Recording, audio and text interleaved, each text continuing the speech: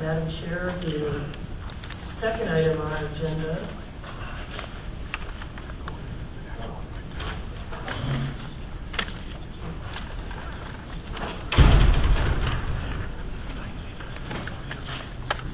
the second item on our agenda is a public hearing for the Plan Cheyenne update. That, as you mentioned, that the Planning Commission is a recommending body under Wyoming State Statutes 18-5-202, Section B, which states the Planning and Zoning Commission may prepare and amend a comprehensive plan for promoting the public health, safety, morals, and general welfare in incorporated areas of the county, and certify plan to the Board of County Commissioners. Therefore, we are asking you to consider the update and make a recommendation to the Board of County Commissioners. There will be a public hearing before the Board of County Commissioners before adoption. Thank you. Tom? Good afternoon. Tom Mason, Director of the Cheyenne Metropolitan Planning Organization. Today, we have our consulting team to present the summary of Plan Cheyenne called Reflections in Progress, the update to the 2006 Plan Cheyenne Land Use and Transportation Plan. And today, Darcy White from Lynne and Associates and Bowers from Fair and Peers. Other teams, other companies part of the consulting team was Economic Planning Systems, Urban Interactive Studio, and ABI here in Cheyenne. So I'd like to now introduce Darcy.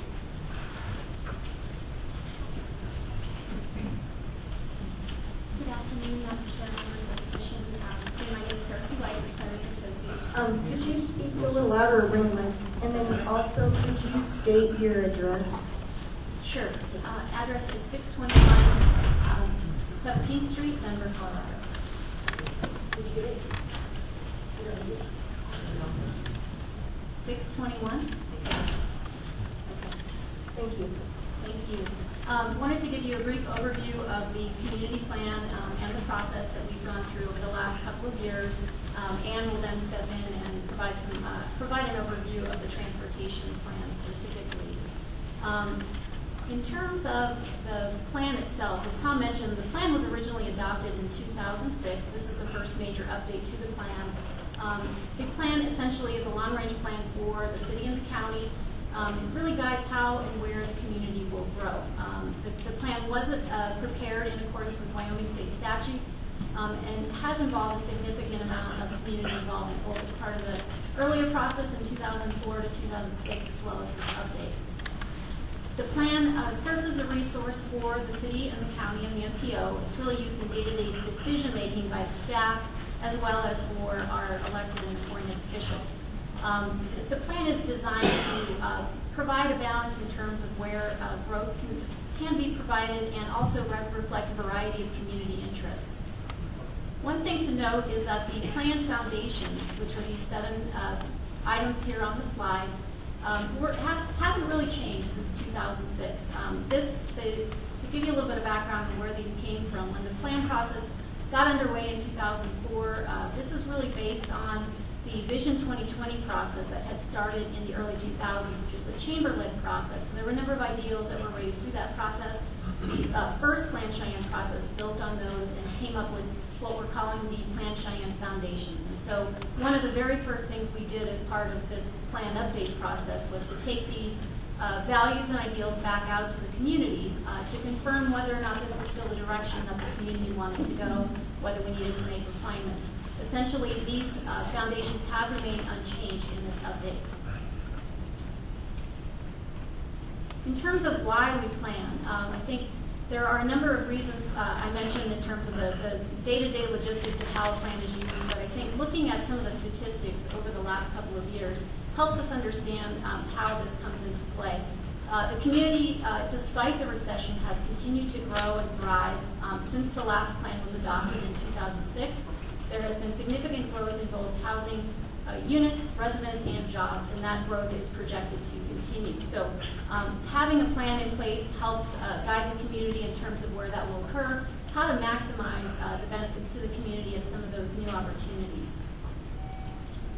Economic growth requires a lot of different factors: housing, amenities, predictability, which was just part of discussion on the earlier item, something we hear frequently, and protection of investments. The plan tries to balance all of those things in terms of looking at the long-term future and viability of the community. The plan also provides an opportunity for coordinated decision-making and a balance of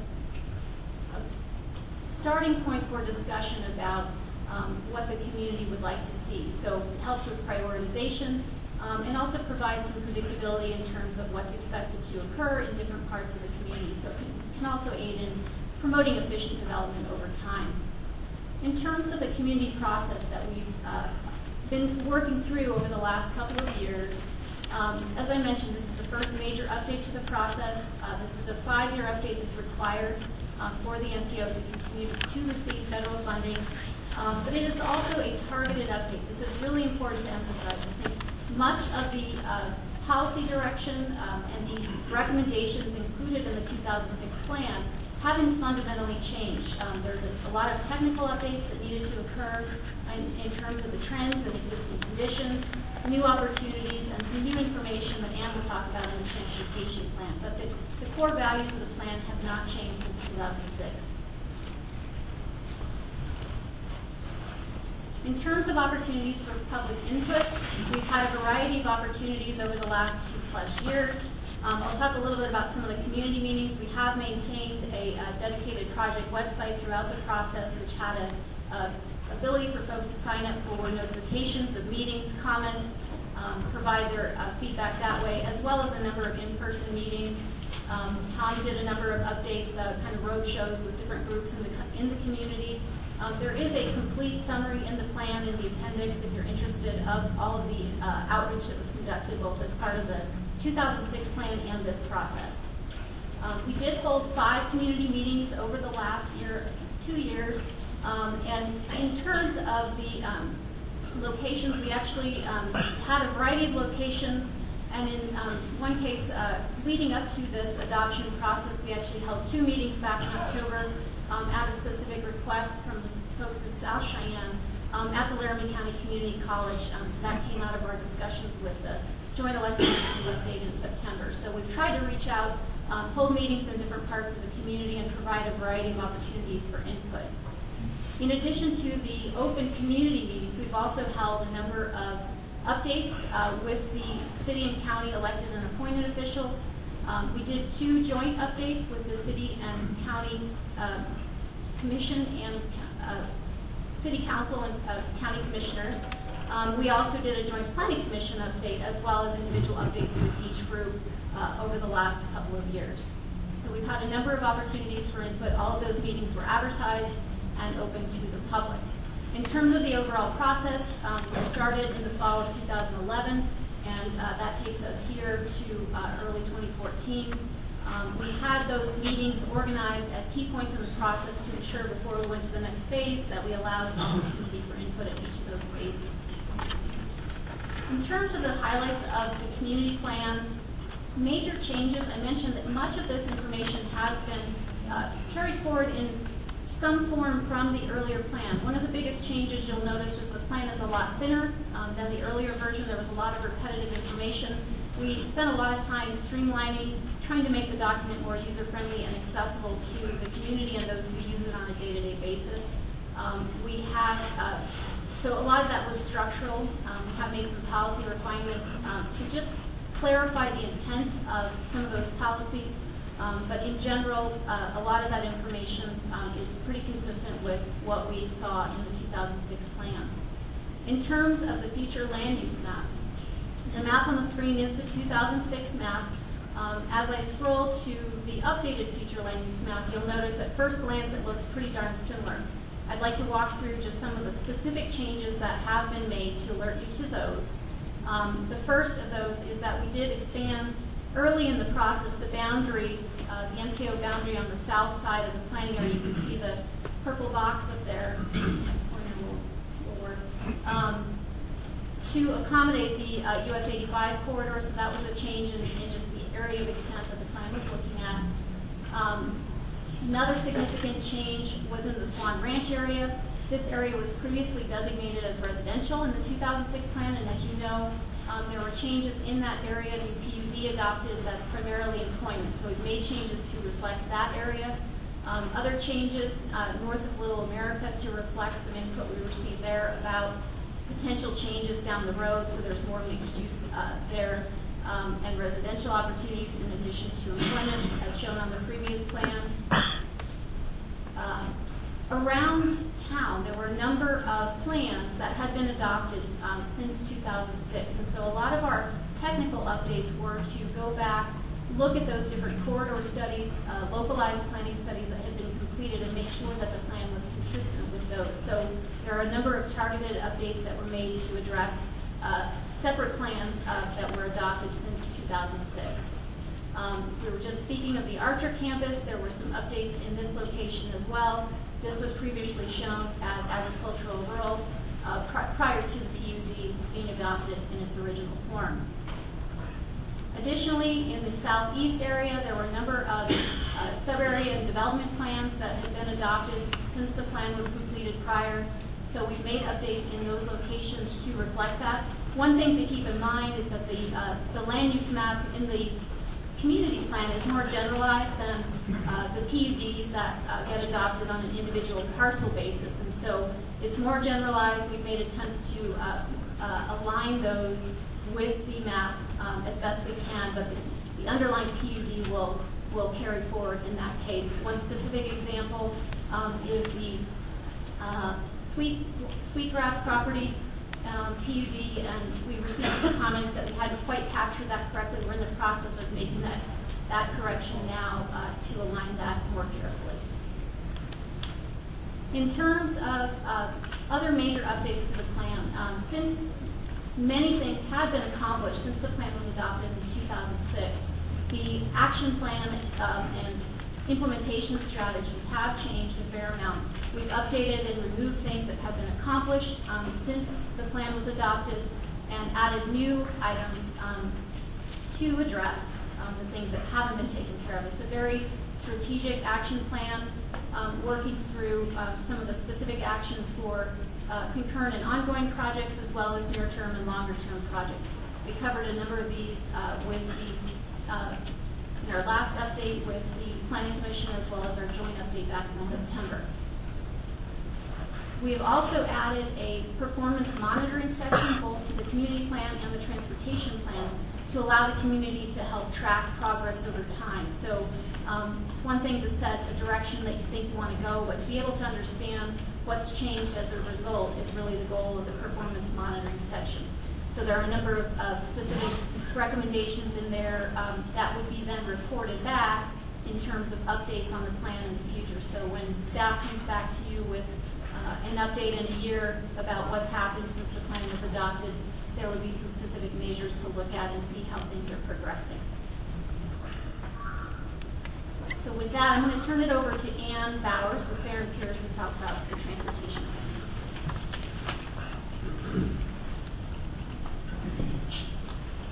Thank you, Darcy. Ann Bowers with Fair and Pierce, 621 17th Street, Denver, Colorado, 80293. So as Darcy and Tom mentioned, I'll be talking about the transportation plan updates that are part of the Plan Cheyenne update. And why update? Why do we update the transportation element of the plan? Well, as Darcy talked about, there have been significant changes in growth, and with that, changes in future land uses, and those changes have a direct impact on the transportation system. There's also an increased emphasis on multimodal, making sure that all modes of traffic, vehicles, bicycles, pedestrians, and transit are all accommodated. And increased heavy truck traffic and that related infrastructure needs. We look at specific needs for the future based on the increased increased transportation and traffic volumes. What does that network need to look like to accommodate that? And we prioritize those roadways within a fiscally constrained, what's the budget that we have and what we're anticipating and what is able to be built or improved. And then also measure performance of the transportation system, and that meets the requirements for a transportation plan.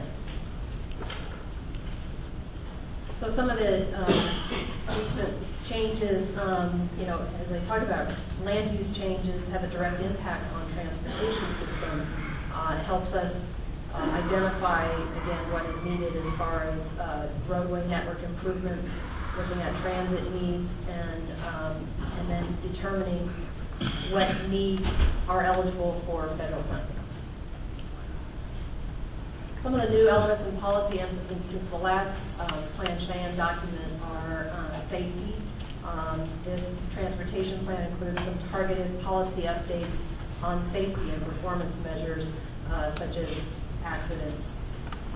Freight, we're two aspects basically of freight. We're looking at rail grade crossings and identifying high accidents and high volume areas, looking at those and determining which ones are eligible for grade separated crossing to increase the safety there.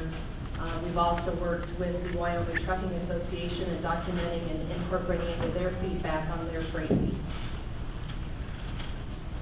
Complete streets, basically that's a way to say that make sure that the roadway network accommodates all modes of transportation, cars and trucks, transit, bicyclists, and pedestrians. And as the multimodal emphasis is growing, and it has a direct impact on livability principles. So how we identify future roadway project needs is looking at the land use data and looking at historic information that we have and have been studying for many years. We look at the land use, and each land use has a specific amount of traffic that it generates. And as a direct correlation, we see how much the future land use map, how much traffic we think it's going to generate. It's an estimate, but it's based on pretty good criteria. And we look at where is that traffic going to be traveling based on where the new land use and changes in land use are going to occur. We take that traffic and put it on the roadway network, and we determine where we might have capacity issues and where we might need new roadways. So there's a transportation model, and that is where the data is put in. We take the land use information data and the amount of traffic that's going to generate and put it on a roadway network map, and we determine then where we're going to have capacity issues. So part of this updating the transportation plan was updating the transportation model.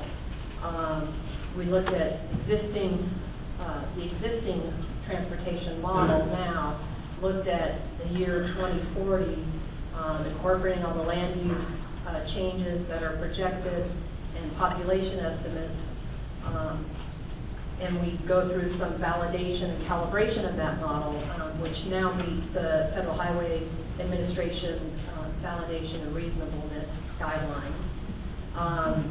The model, again, is used to estimate how much traffic we're anticipating, and looking at capacity thresholds, which I'll talk a little bit about later. How do we determine where we're going to need some improvements?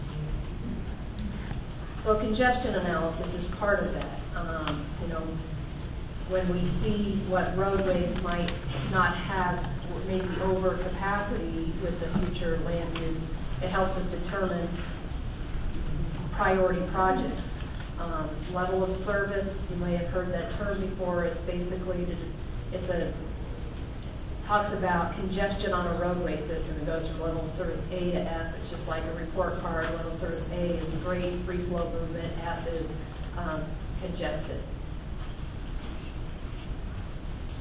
Level of service is calculated basically when you look at the volume of traffic that's on a roadway and the capacity of that roadway. How much traffic can it handle? How much is on the roadway?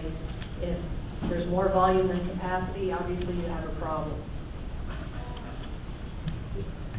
So this we start looking at the existing as a base, so we can determine where we go from here. So the existing roadway level of service map, at least for 2012, showed that green is level of service A, B, yellow C, D, and then red is E, F.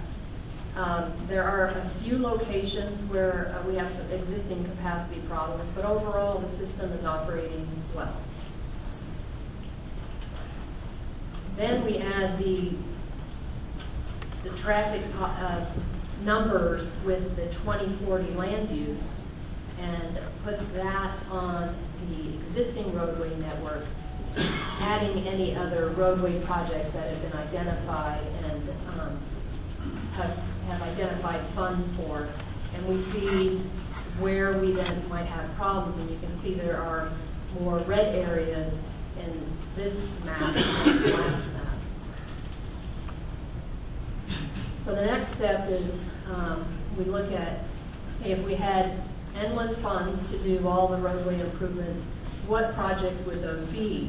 And develop a list. It's called the vision plan, and that was 75 roadway projects that either accommodated increased traffic or provided access to what is planned for future development. So again, if we had endless amounts of money and we applied that to all those 75 projects and looked at the traffic again on the map, still a few red areas, but not as many as before if we just had on the committed roadway system. Unfortunately, there isn't any jurisdiction that has as much money as they would like to improve capacity, and so we need to prioritize those roadway improvements. So if we were to do every project that was in the vision plan on the last map, you can see that it's over $500 million is what that would cost. And realistically, only $114 million is available for future capacity projects. So one of the requirements of a transportation plan is it has to be fiscally constrained. You have to identify what can be built with the projected funds that you will have. So we have to look at a way to prioritize these projects, and one of the ways is the level of service that I talked about. How's the volume of traffic versus the capacity of the roadway system? That's one way to look at prioritizing this list. Another way is just the local knowledge and support from the city and the county and the NPO on what they feel is important based on the community goals. We look at the cost of the project and then the performance goals that whatever project is implemented will be held to.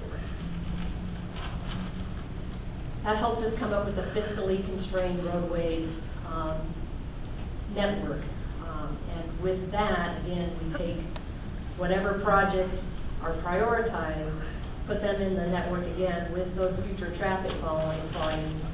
And you can see there are some areas that, a lot of the areas improved, and we've got a majority are good levels of service, but there are some that under the fiscally constrained plan would still be operating over capacity.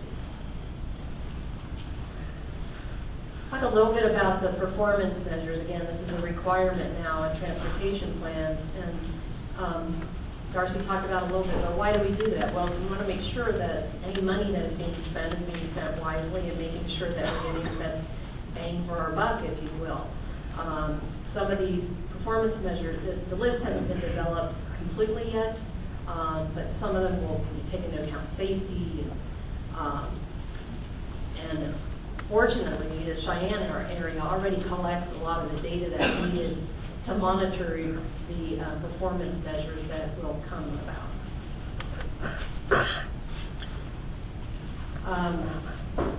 One of the key requirements, again, is to include these performance measures in the long-range plans. This plan contains some suggested performance measures. The actual performance measures have not been developed yet, and YDOT and the NPO will be working towards developing that list.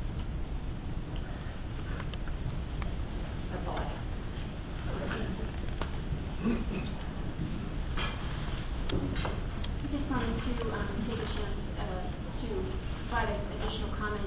We received last night, as all of you did, a letter from the South Cheyenne Community Development Corporation.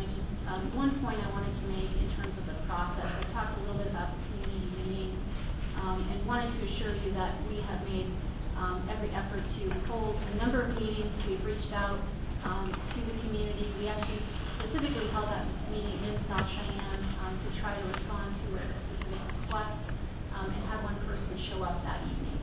This was back in October, but we did also receive, that was our last round of outreach in October.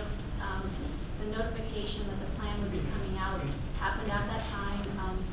We did receive a number of written comments from folks with specific recommendations or comments on the plan, and went through the process of working with the MPO, the city, and the county to address those specific comments that we did receive. But I think where we don't have specific direction or specific things that in terms to point to in terms of what the challenges are or concerns are, it's hard for us to address those specifically. So we've made every effort to address the specific comments we've received and feel that we've had a very open process and made every attempt to work with the community. Before you sit down, may I ask how many comments you received? In terms of the written letters we received, I think we got 4 or 5 specific letters that had a number of comments each.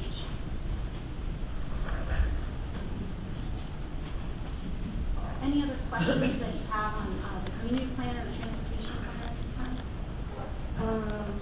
No, but I bet we will here in a little while.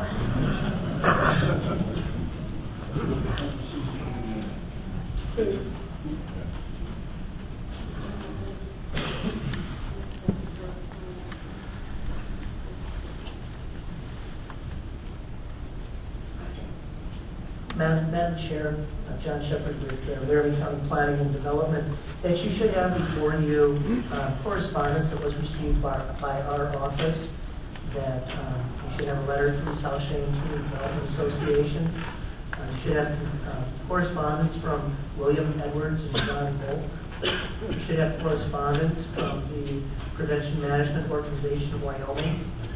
And you should have correspondence from the City of Cheyenne Housing and Community Development Office, as well as the letter referenced earlier from the Lummis family.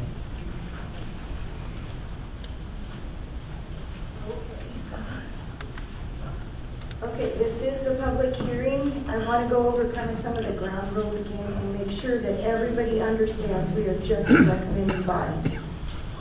Comments are 5 minutes or less. At that 1 minute mark, I'm going to put my finger up and got to wrap it up or I'll shut you off. I don't mean to be mean, but that's where it's going to go. If you're going to get up and say the same thing that the guy in front of you or gal said, we're going to cut you off on that. If you want to get up and say, yes, I do agree with that individual, we'll write that down. I will be writing down some of your questions.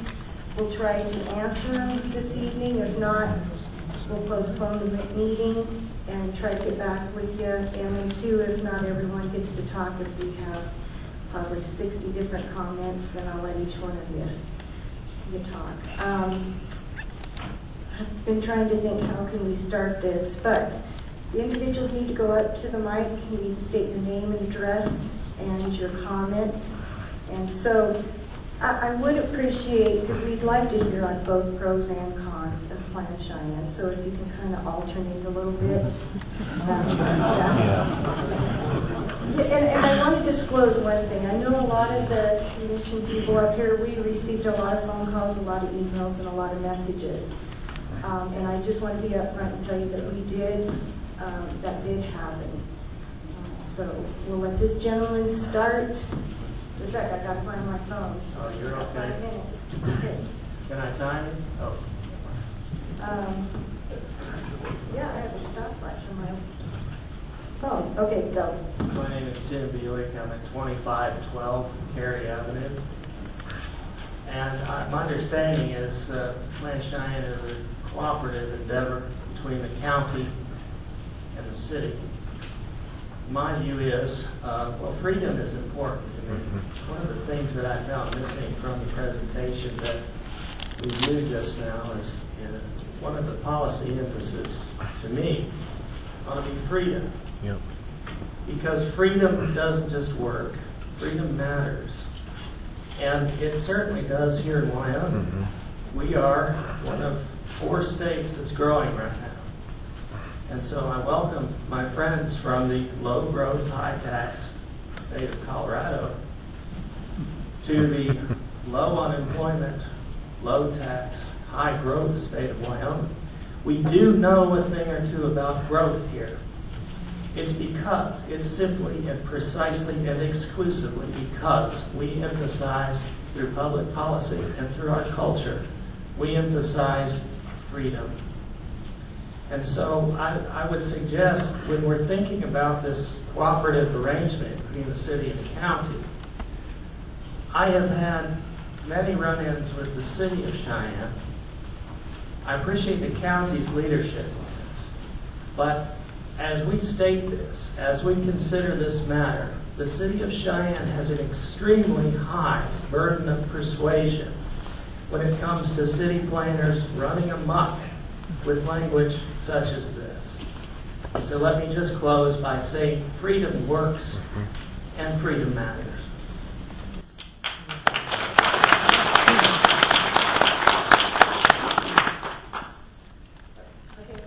Tom, what was your last name? Your last name? I'll leave you a card. Say it. Report Okay. it. First of all, thank you for allowing us to speak. My name is Plan Cheyenne. Okay. I live at 718 Teton Street in Cheyenne. I live, work, and play in the wonderful state of Wyoming. I had a chance to review their planning the other day, and I just briefly looked at the first 10 pages, and they have a box. I can assure you, Greenies, that we don't live in a box here in Wyoming. We live in wide open country. This is our way of life. The MPO, self-imposed groups like the DDA, who's in charge of our downtown, get close to $1 million every year.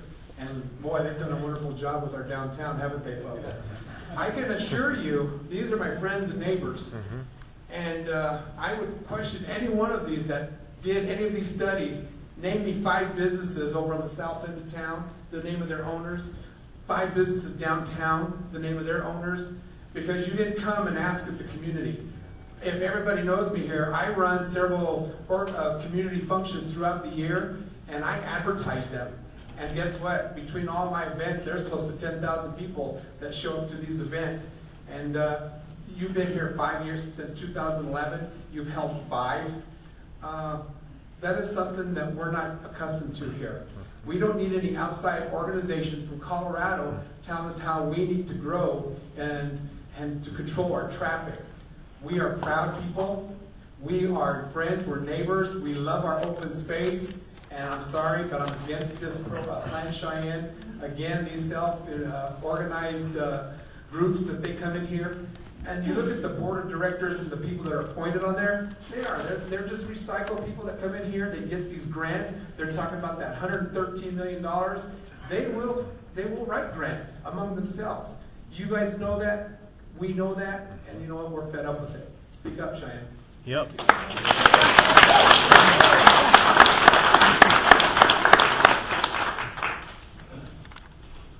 I'm John Volk, 6670 Red Claw Trail, and thank you, Madam Chairman and fellow commissioners, for allowing me the opportunity to speak. I'm a realtor and a developer here in Cheyenne, and I'm here today to speak in favor of adopting the updated Plan Cheyenne. As we all know, the last Plan Cheyenne was adopted in 2006. We have been involved with Plan Cheyenne in many of our real estate projects since that time. Plan Cheyenne has been and will continue to be just a plan with guidance. It is not etched in stone. The City Council, County Commissioners, and their respective planning commissions have all the authority to make any exceptions that they see fit. And they have done so.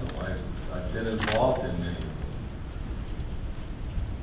I've been active in the development of real estate business here for over 47 years. The family's got 6 generations in Cheyenne. The company has been in business for over 80 years. Without a plan for the directions of our community and our county, would cause us to make many mistakes and missteps. Now, obviously, this document is extremely, let's just say, wordy. I mean, it's huge. I can tell you I've read the highlights. I don't necessarily always agree with many aspects of it. I didn't agree with it back in 2006. But as the previous speakers said, for instance, without a plan, I can go back 20, 30 years and tell you the mistakes that we made in developing Cheyenne and Laramie County. Now, is this the end answer? No. But in this world today, things more and more complicated. But to be successful, any good business has to have a plan. And we must continually change and adapt to our day-to-day challenges to be successful. That goes to the county and the state. In reviewing the federal guidelines provided by Tom Mason, it is clear that we must update Plan Cheyenne or seriously jeopardize Cheyenne and Laramie County's ability to obtain funds from many federal programs and grants. I have a list that Tom has given me. I provided to you of many of the many projects that have been accomplished in Cheyenne and in the county and using these federal grants. So to say that, in one breath, we don't want somebody telling us what to do, but on the other hand, we don't have any source of funds to do many of these projects. Thank you for the opportunity to speak. Before the next gentleman talks, I was going to have people quit applauding and quit saying yay or clapping, because we're in a professional meeting. I think we need to address it professionally. Thank you. Oh, I'm sorry. Did you? No, I was just saying, no, you're fine. You're fine. I was just saying we don't want the applauding when it's against or for it. We need to just keep that to a quiet stage and let the individuals speak. Members of the Planning Commission, my name is Stephen Swinsky. I'm at 2373 Sweetwater Trail in Cheyenne. I want to thank you for affording me the opportunity to speak before you this day. First, let me say that I'm not opposed to having a long-range plan for this or any other city. As most people here are probably not opposed to a plan. I have a comprehensive background in this type of planning from my days in the military, so I can appreciate the value of it and understand the necessity of having one. I think there are many good initiatives in this plan, but let me tell you why I'm urging you to oppose it. My primary objection to this plan revolves around the heavy use of federal funds. Funds that I believe, if accepted by us, will have a damaging impact on our small businesses, individual property rights, and on our Western heritage. The MPO's Plan Cheyenne 2040 is an ambitious plan. It's anticipated to cost $820 million for the transportation plan alone, $411 million of which are anticipated federal funds. Now you can look on page 103 and 104 of the transportation plan for the actual projections and the money breakdown. Now I suppose you could say that bait on a fishing hook is free for the fish, and cheese on a mousetrap is free for the mouse. Likewise, federal funding often comes with strings attached. In this case, the federal legislation that funds the transportation part of this, MAP 21, seeks to mandate a multimodal transportation system that, among other things, is designed to protect the environment. Not only does federal money reduce our spending flexibility, but in this regard serves to advance the administration's climate agenda by attaching conditions that mandate fund recipients, for lack of a better term, go green on their projects. Projects geared toward promoting high-density, low-carbon living. living that is in my mind alien to our Western way of life. My recommendation is to take all the work the NPO has done on Plan Cheyenne and hand it over to our city and county planning departments and work to rescope this plan to either eradicate entirely or minimize the use of federal funds in it. We can get this done within our means with local and state money and mitigate the constraints that the federal government would impose upon us. Now that's one thing I think most of us, if not all of us, can agree with, that the less federal intrusion into our lives and in our community, the better. Let's work a plan for Cheyenne that is truly and uniquely our own, a plan we can live with that gives us the most flexibility in growing our economy and presenting our forever West way of life. Thank you.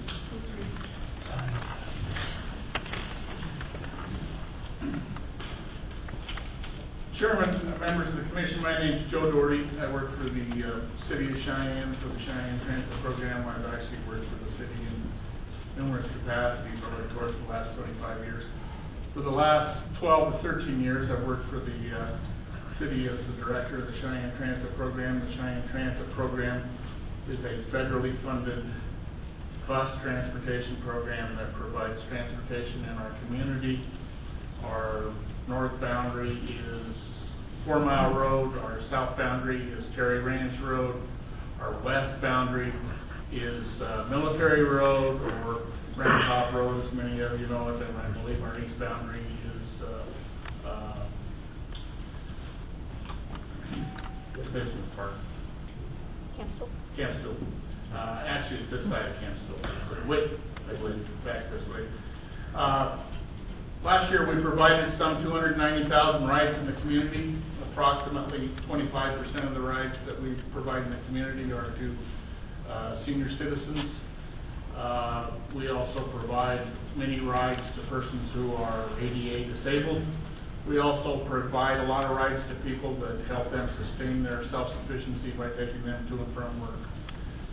We're able to do this because we receive federal funding that pays for all but about $470,000 of this. The rest of it comes from the city of Cheyenne County. We get a little bit of state money. But it's important, as a condition of the federal funding that we receive, we are asked to participate in planning offices through the NPO. This is one of those documents. This is one of those processes.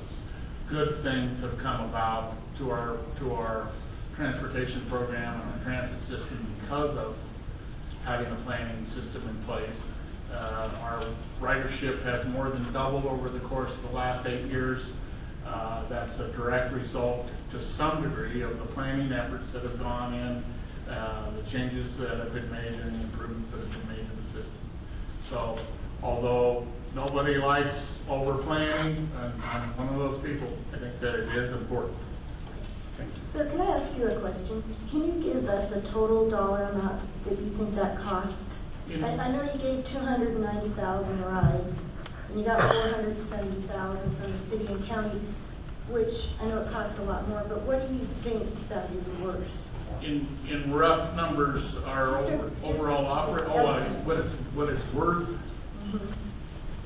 I mean, what would you think, like, per person cost to use that? There's a cost to use the route system of about $3 per ride. Passengers pay $1 a ride. The other $2 are subsidized. The curb rides, of course, are a much higher cost and a much more highly subsidized ride.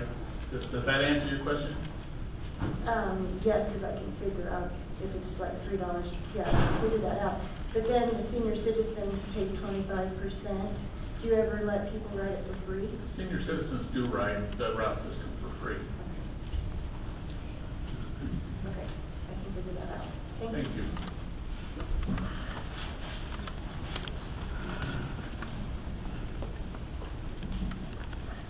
Madam Chair, Commissioners, my name is Taylor Haynes, 7601 Hawthorne Drive.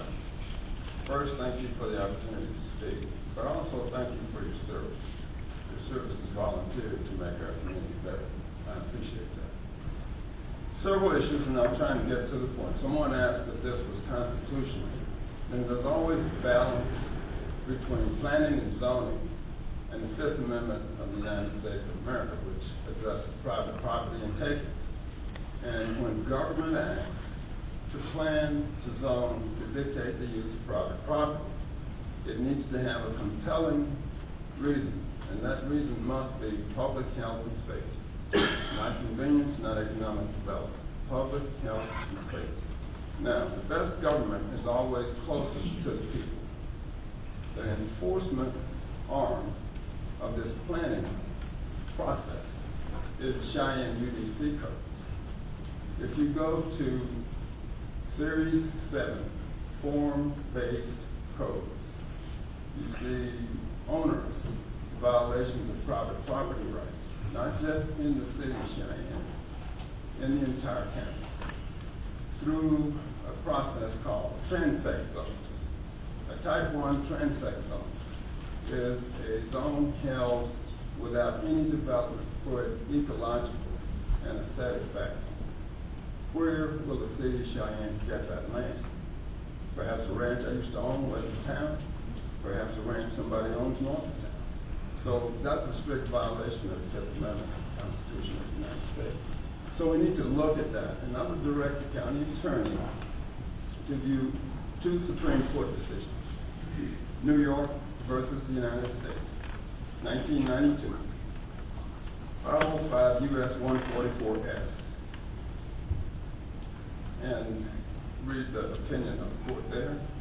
And the other one I would refer him to. There are many, but just 2 that are more recent would be Mack Prince versus the United States, 1997 at 521 U.S. 898. In both of these decisions, and many others I could quote, the court ruled that Congress has no authority to dictate to the states. So we come under their jurisdiction when we take their money and follow their rules. The government best for the people is the government closest to the people. It's already been very well articulated that the people of Cheyenne can plan their own future. Now, there is a cost for that. We should be willing to bear the cost of freedom. Thank you for this time, and are there any questions? Thank you very much. Thank you,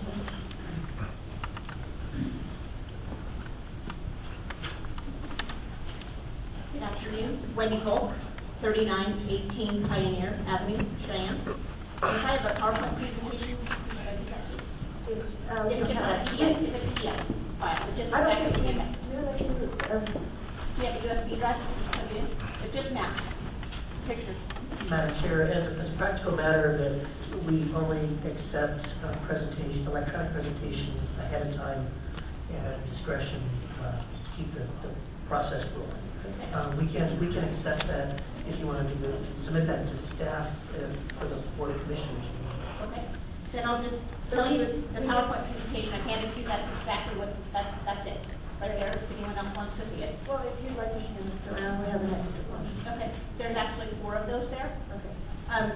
Madam Chairman and Commissioners, thank you. I wanted to just tell you briefly by showing through pictures, because I think a picture is worth 1,000 words, and it wouldn't take 5 minutes of time.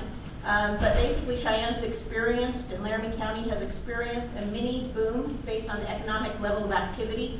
We've added at least 1,700 jobs in 2 years. It's phenomenal.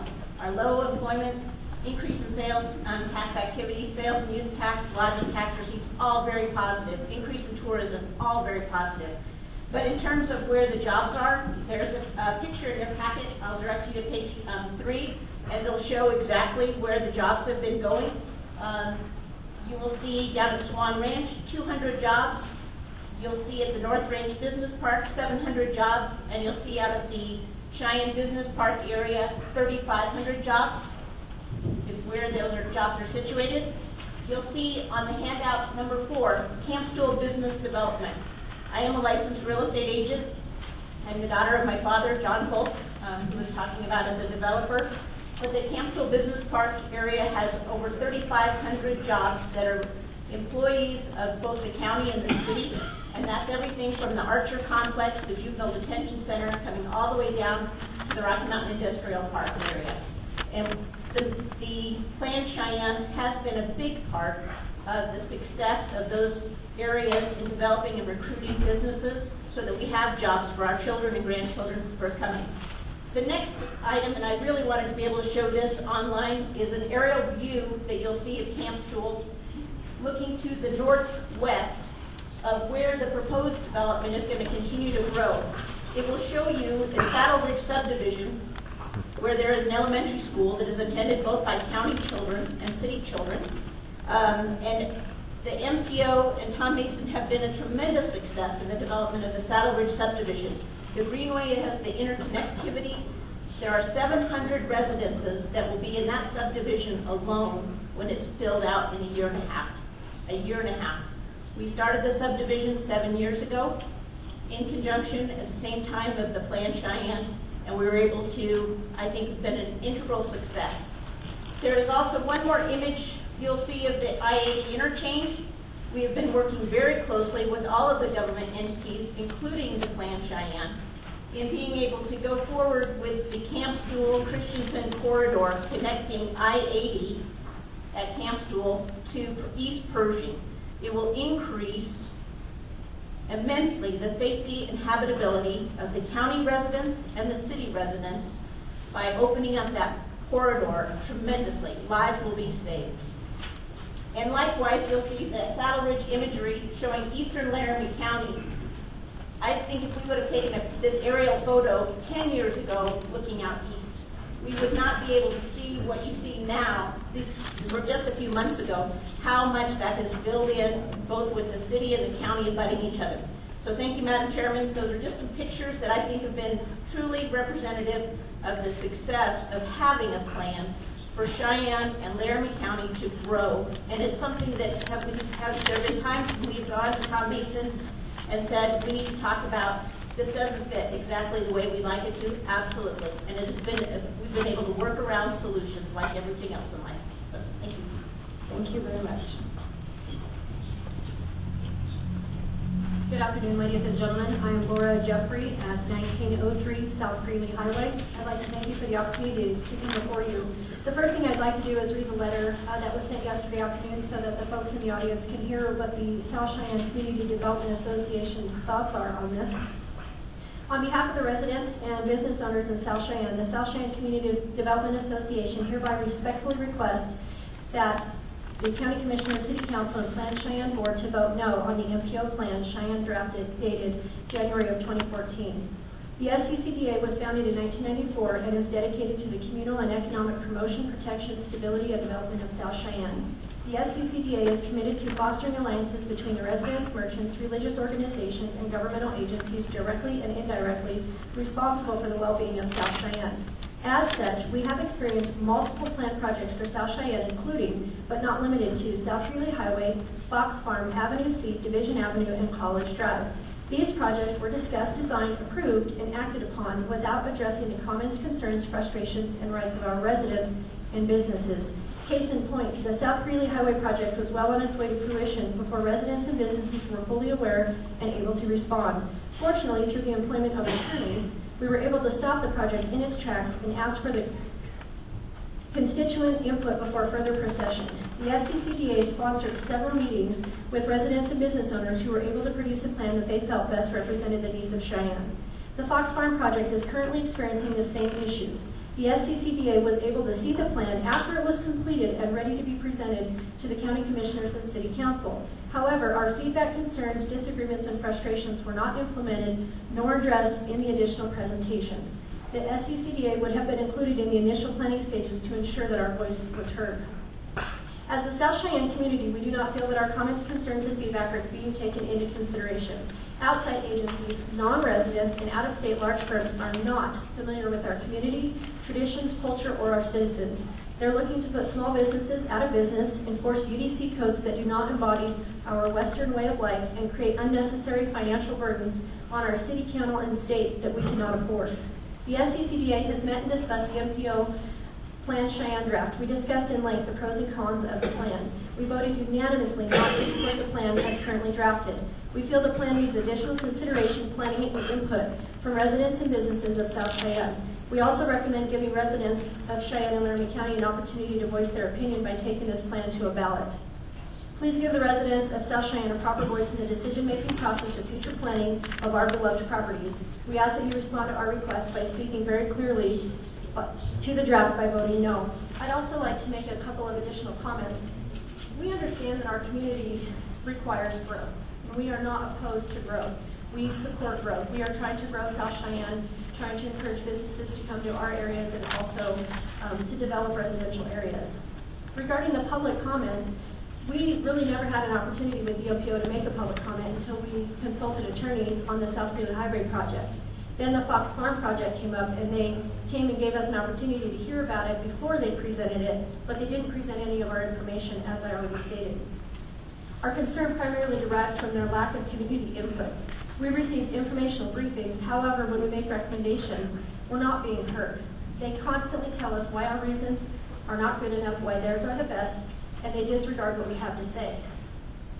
I find it comical that they highlight the meeting in October about how they had a lack of people showing up, that they only had one person. That should show you that their lack of communication is inevitable in this plan. They're not communicating with the community, and if they were, there would be more than one person at their meeting. Thank you for your time. Thank you. My name is Jim Cummings. I live at 412 Second Street, Pine Bluffs. And we've heard a lot about federal grants and money we're getting from the federal government. And we all know that that comes out of our pocket anyway. It's not like it was free. But I haven't heard any numbers about how much this boondoggle is going to cost. We got some numbers on the roads, and there's a shortfall of $400 million just on the transportation part of it. Now, I don't have any idea how much money they have sunk into this plan so far, but there's nothing that we've seen today that says, well, this is what we're going to do, and this is how we're going to do it, and this is how much it's going to cost each and every one of you.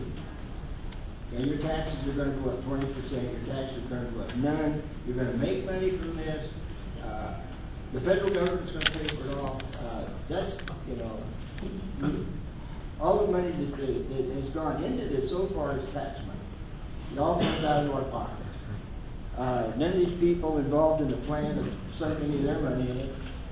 And so how much is it going to cost us? Bottom line, total money when they're done with it, 2040, how much money are we going to have to fork over this? I'd like to see some dollar signs, some amounts, so that we know what we're getting into. Thank you, sir.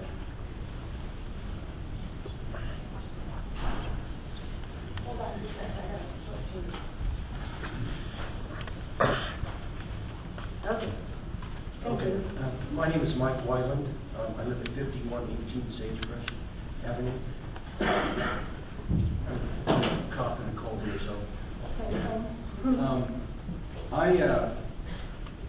I guess I speak, thank you for the opportunity to speak, by the way. And I speak in strong support for the Plan Cheyenne.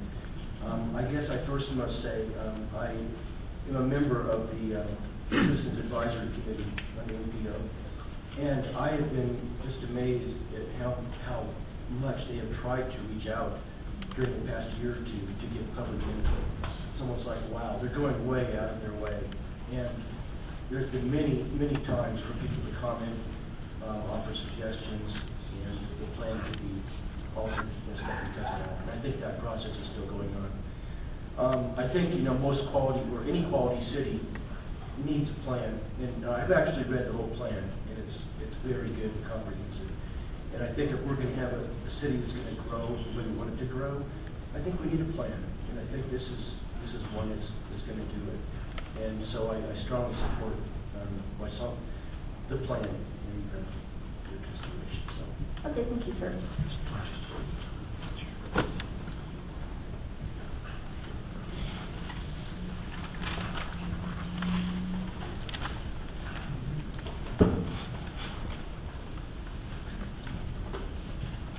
Good afternoon, I am Stacy, Lynne.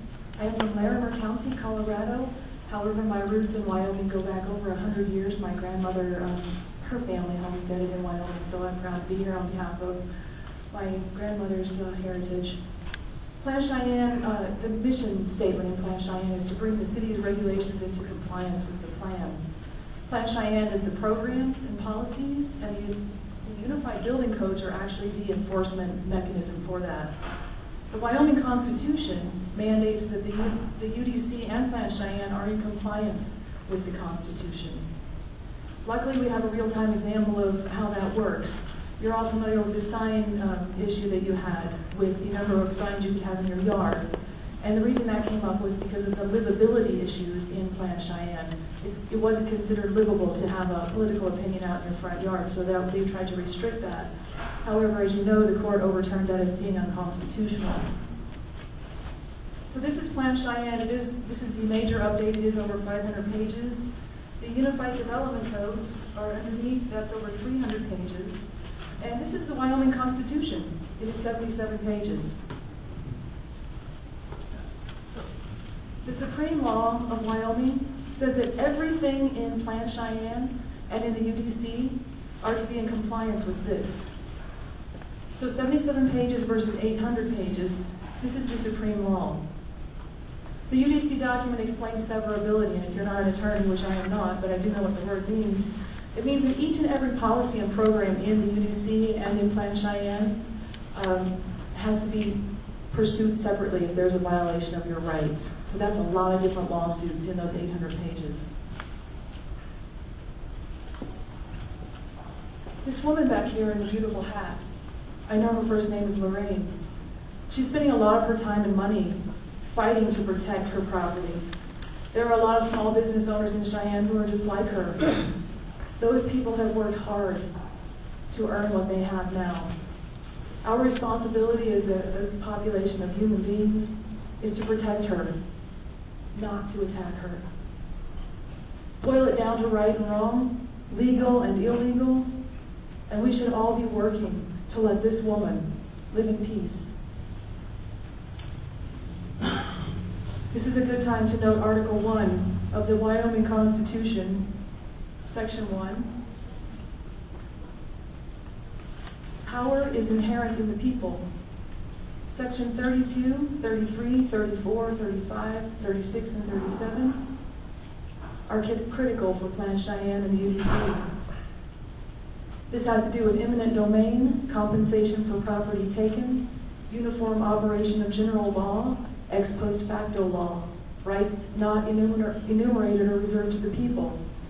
And the Constitution of the United States is the supreme law of the land. Now remember that everything in the UDC and Plan Cheyenne has to be in compliance with the Wyoming Constitution and with the United States Constitution. I have some photos that will help you see what Plan Cheyenne means by infill. But before I flip through those, I'd like you all to look up. See this beautiful stained glass above us? It's perfect for what we're talking about today. It says equal rights on there. The photos I have, I'll leave with them so you can see them, has to do with infill. Plan Cheyenne is Plan Fort Collins. The same consulting firm, Clarion, did this plan for you all. And now we have a lot of problems in Fort Collins, including businesses going out left and right. Plan Cheyenne says it will protect your Western heritage, but if you look at this photo, you actually can't tell the difference between the two communities. This is Cheyenne and Fort Collins. This is your Western Heritage new library. 1 minute? 1 minute. And I'll leave these for you so that you can look at them. What your plan professes and what it's actually doing is exactly opposite. These are scientific studies on LEED. This shows that your LEED energy efficiency buildings don't actually pass scientific tests. So, and along those lines, this building is not in compliance with Plan Cheyenne, the building we're in right now. It's a beautiful building, by the way. I love the history, I love the feel. I do have a question. If you're here today and you're here to oppose Plan Cheyenne, can you stand? We're not going to have that. We're not having that. No, we're not having that. Sit down. We're not having that. Just for the record, I would like to say I didn't know that was against the rules. I'm sorry, I did not know that was going to be a problem.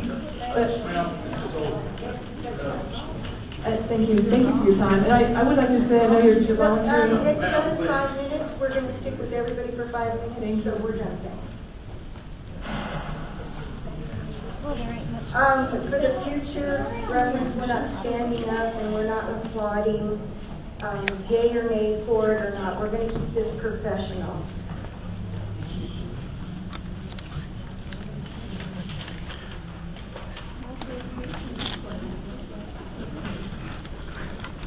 William Bennett, U.S. Air Force retired, Cheyenne business owner. I'm here in support of all the military members, past and present, who have been... Sir, we need your address. Oh, I'm sorry, 3215 and 3219 Snyder Avenue. I'm here in support of all military members, past and present, who have been and are presently citizens and members of the Cheyenne community. I oppose Plan Cheyenne. We all take an oath when we join the military. The first part of that oath is, I solemnly swear to support and defend the Constitution of the United States against all enemies, foreign and domestic, that I will bear true faith and alliance to the same. We currently have U.S. military troops, Wyomingites and Cheyenne citizens on foreign soil defending us against foreign enemies. God bless them all. Therefore, it is my duty here at home in Cheyenne to defend them against domestic enemies, which are you and the Cheyenne, the Plan Cheyenne. Plan Cheyenne was not created by the citizens of Cheyenne, approved by the citizens of Cheyenne, or voted for by the citizens of Cheyenne. Plan Cheyenne is a backdoor attempt at unsustainable development. It is full of double talk and deceptive items used to distract all of us from the real purpose of implementing the plan. The plan to control everyone. This is a plan to control everyone and everything in our city. I took an oath 47 years ago to support and defend the Constitution of the United States.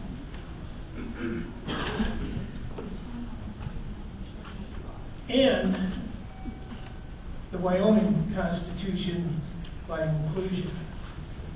I reaffirm right now my oath to defend the city of Cheyenne, Wyoming against the domestic enemy brought to our community by Plan Cheyenne and all who support it.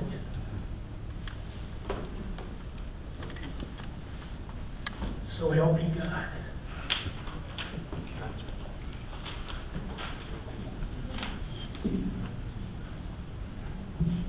I think right now we're going to take a 5-minute break. We can hold a little bit of a chance if you would like, sir. That's fine. That's fine. You go horizontal, or you go vertical, or you go both. They're coming here. We know that. They're bringing money. They're bringing civil problems. But the Belfort Ranch was never mentioned in the NPO's presentation. Why is that? The southwest area of Cheyenne, the southwest area of Laramie County was never addressed because the city doesn't want to address the Belfort. County doesn't want to address the Belfort. The EPA wants to give Riverton back to the Indians. I don't have a Belvoir, I'm sorry. Belvoir, well, it works for anybody. But it's still a problem. Water runs downhill.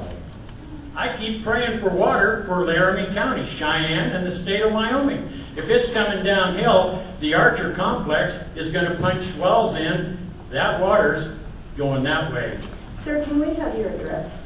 10816 Round Top Road. And the water shed goes that way to Ogallala.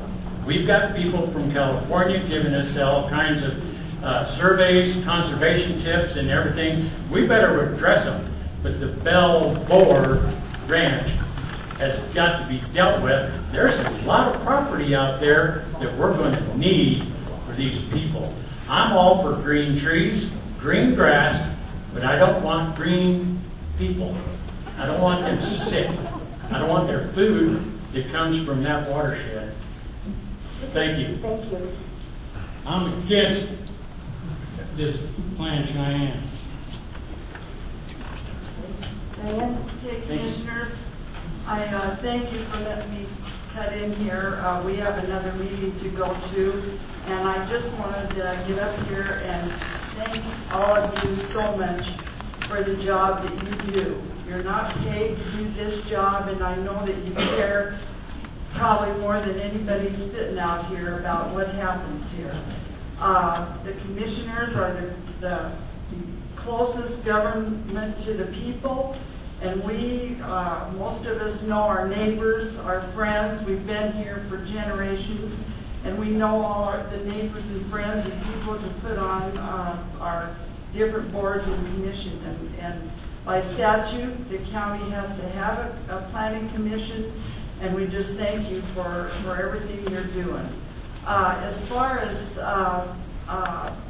and I don't want to get really into too much of this, you know, I don't like growth, and I just hate that Cheyenne's growing at all. I just wish everybody would leave and just let us natural-born people stay here and grow up. And that's no way to feel, is it?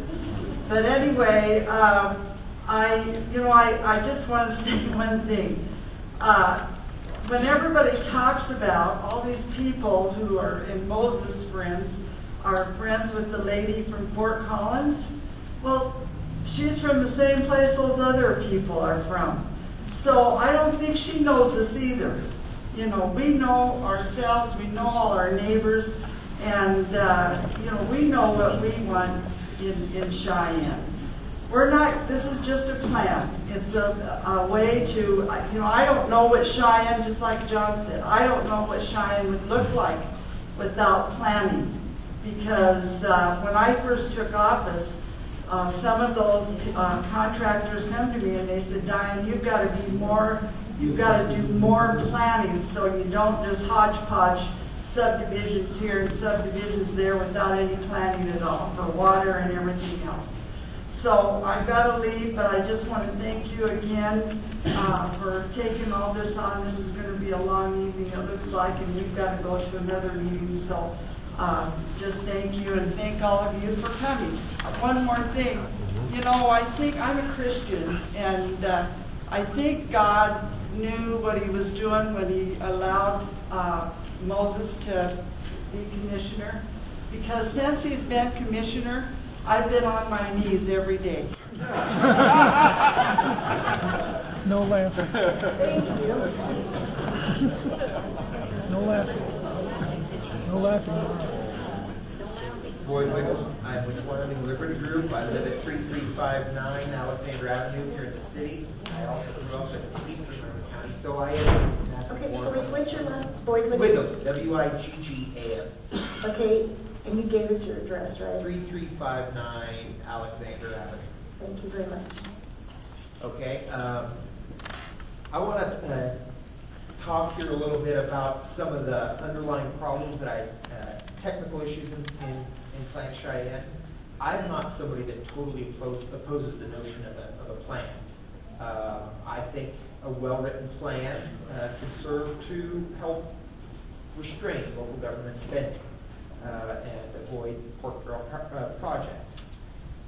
And there are many technical issues, technical topics within the plan that I don't oppose. I am not a traffic engineer. I think it's important to know where we're going to need to expand streets to handle, hopefully handle more economic activity. What I do want to do is state that if you were going to adopt this plan that I see as an infringement on some fundamental freedoms, I'd ask that you recommend some conditions to the county commission. And these are based on some particular factual issues right within the plan. First of all, the plan on page 29 talks about price-income ratio for housing in Cheyenne. According to the plan itself, from year 2000 to year 2010, the cost of a house has risen by twice as much as the average household income. Yet within the plan, we have a number of aesthetic guidelines, aesthetic policies that are designed in a way that impose additional costs on for developers. And I mean, you've heard from developers. Secondly, if you look at page 24 in the community plan, it talks about the economic base of Cheyenne. Cheyenne is a market area. It's a market community. We have more people working in retail here in Cheyenne or in the planning area than is as a share of the population or share of the workforce than either Wyoming or the United States. Yet within the plan, we have some mandates on walkability and pedestrian orientation.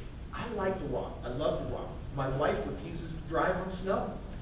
But if we're going, we have to protect the ability to draw people from outside of Cheyenne to come shop here.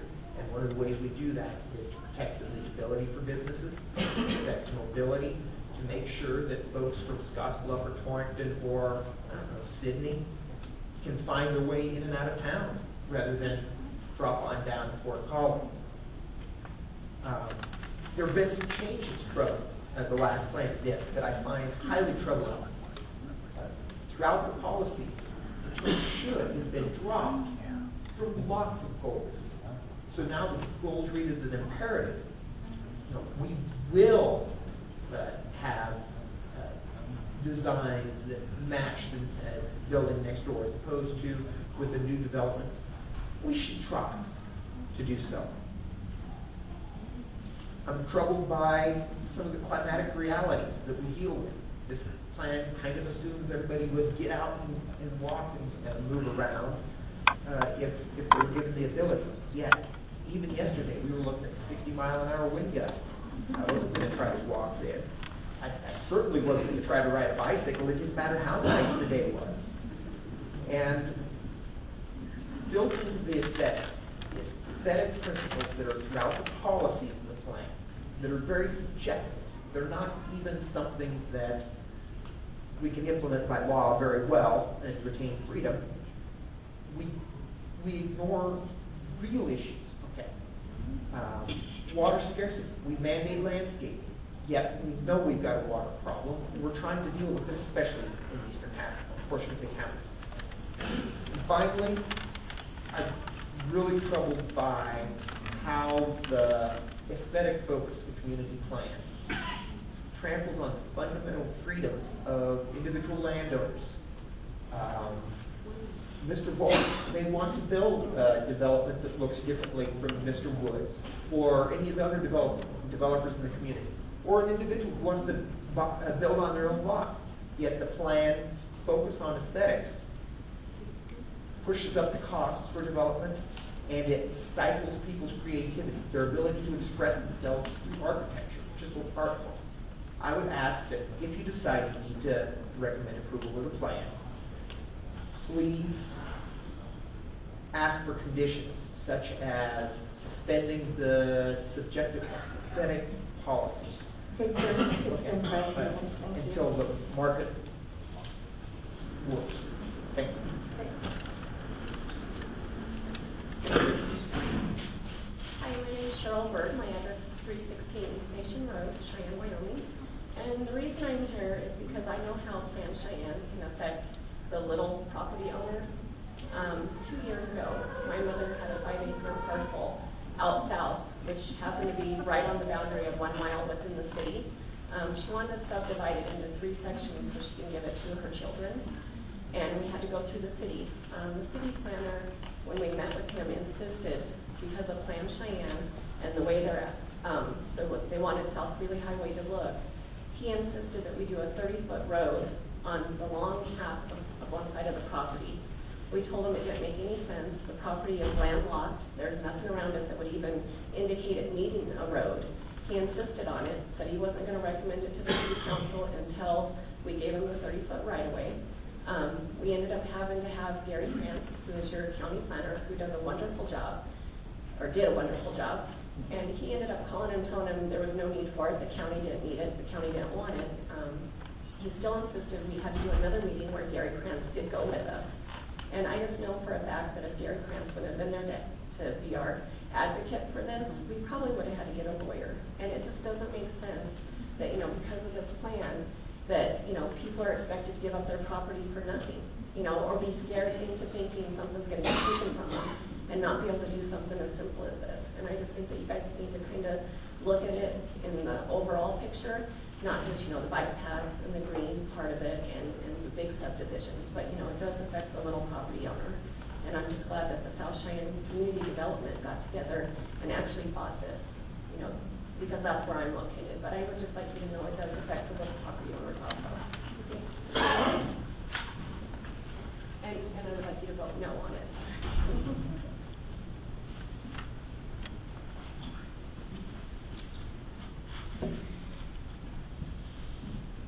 I'm Judith Meyer, 912 Woods Drive here in Cheyenne.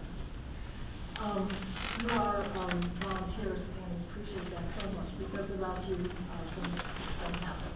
But I want to remind you that your vote does have consequences, both negative and positive. I'm asking you to vote no on this. There are so many facets to this plan that are not noticeable at first glance, but they are there and they are going to make a big difference. Number one is the Plan Cheyenne supersedes the vote of our elected officials. Once this plan is adopted, it becomes a living organism. No matter how much our elected officials will vote against it, it cannot be modified. It's a living thing. It goes on its own. The governor, the city council, our commissioners will have no right to modify this program once it is in effect. It's a living document, and it says that in its own words, which means that it can be modified at any time along the way without any input from community, individuals, elected officials, or so forth. We have no control over it once it gets started. Once the grant money runs out, what happens to how will Plan Cheyenne be sustained? It will be sustained on as a burden on the taxpayers. In Fort Collins, where this plan was adopted and is in place now, once the $114 million from the grant ran out, guess what happened? The city of Fort Collins had to look for $20 billion to sustain the program. This came on the backs of tax to taxpayers. Their utility bills have tripled in 3 years. Their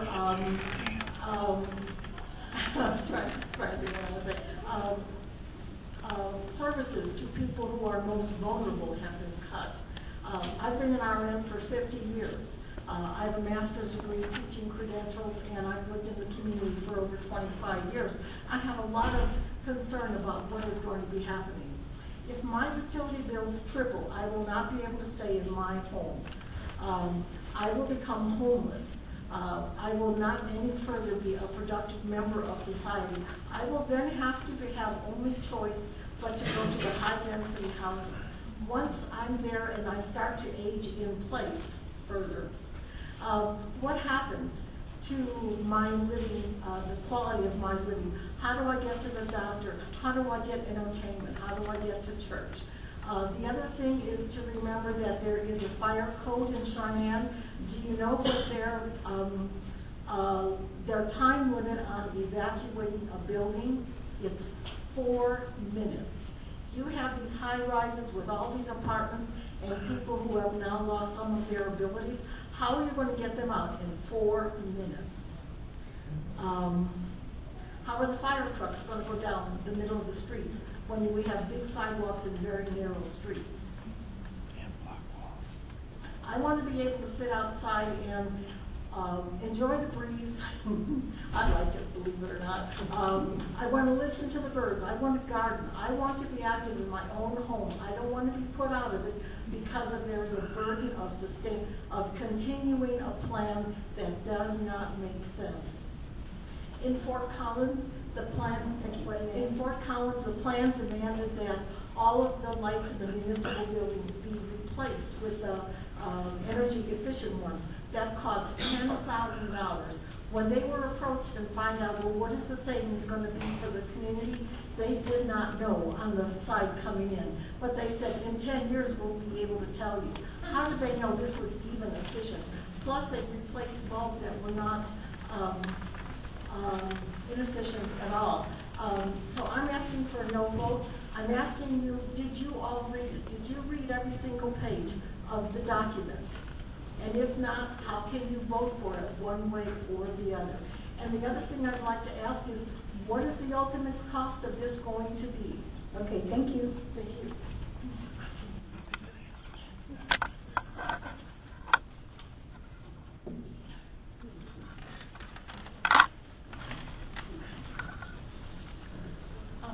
Good evening. My name is Ida Dorset. My husband Earl and I live at 106 East 25th Street. And I come from a slightly different angle this year with all the previous speakers.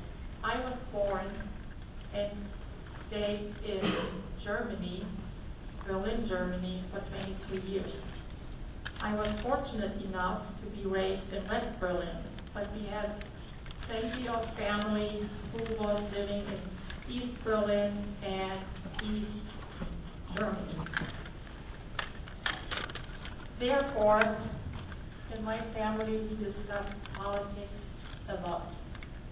I've heard the lingo, I've grasped what was going on, and I'm here today to say that I believe that many or most people do not understand how truly sinister this plan is. Thank you very much.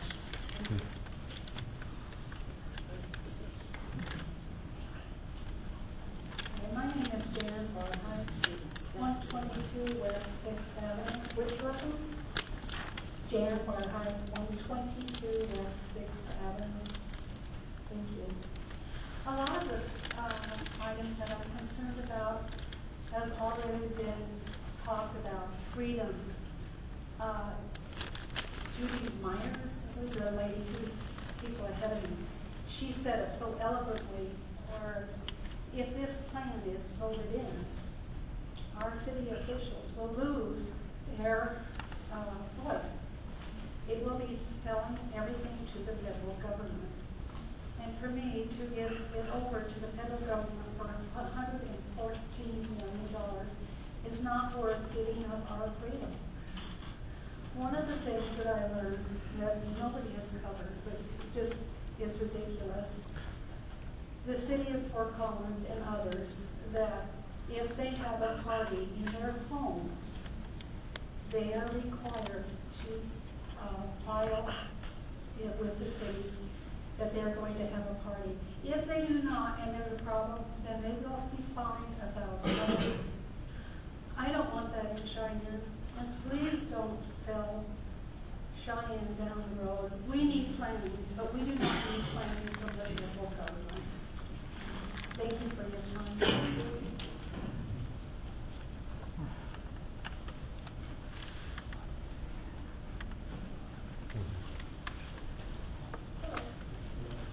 I'm Howard Simpson. I live at 300 Union Drive, and like some people, I built a homestead here.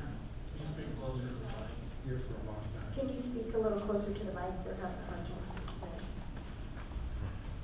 Again, I appreciate the members of the commission and the time you put into this. She can sometimes take. I've had reason to object to Plan Cheyenne and DEC before it was published as a written document. In fact, the city council voted on it before it was a published document. I write letters to the editor periodically, and on occasion, they give me an entire page for me to talk about my observations on Plan Cheyenne and UBC. We are the citizens of Laramie County and Cheyenne are happy with our work. And we become complacent. We don't see what's happening until it's be a real problem. And part of our problem is we hire planners who have a degree in planning. Those planning schools are generally liberal schools, and so those out-of-state, highly educated individuals come in here in a position of responsibility to get the right plan. And the problem with the situation is the planners play every day. They're always working against the citizens in most cases, and they work around you as a commission, and of course our elected officials too, because all of you then are part-time and temporary. It's almost impossible to recognize the threat till it's a real threat, almost too late. Even when you recognize the threat, we do not know how to fight. We do not know how to fight it. And when we look at those pictures they present, we know that's not a place we want to live. High-rise cubicles with a bike path and retail on the ground floor is not appropriate for any place in Cheyenne. When I started getting into this, of course, I'm sitting here like a mushroom. I have no idea what's going on in the world. And so I started doing research. And I chose, and there's a number of books out there dealing with genital warfare talking about it. And the one I chose to look into a little bit was one written by Rosa Corey. I'm in Wyoming, and I'm conservative. I sometimes look democratic, though. But this is a left-wing liberal from California who happened to be a lesbian. And she saw what was happening in her community with the plans that were being developed for it. And so she started attempting to defeat it. And of course, in California, for the renewal, big money and big corporations play in the game. I haven't quite detected that here, but I'm sure that both of you might participate in benefit.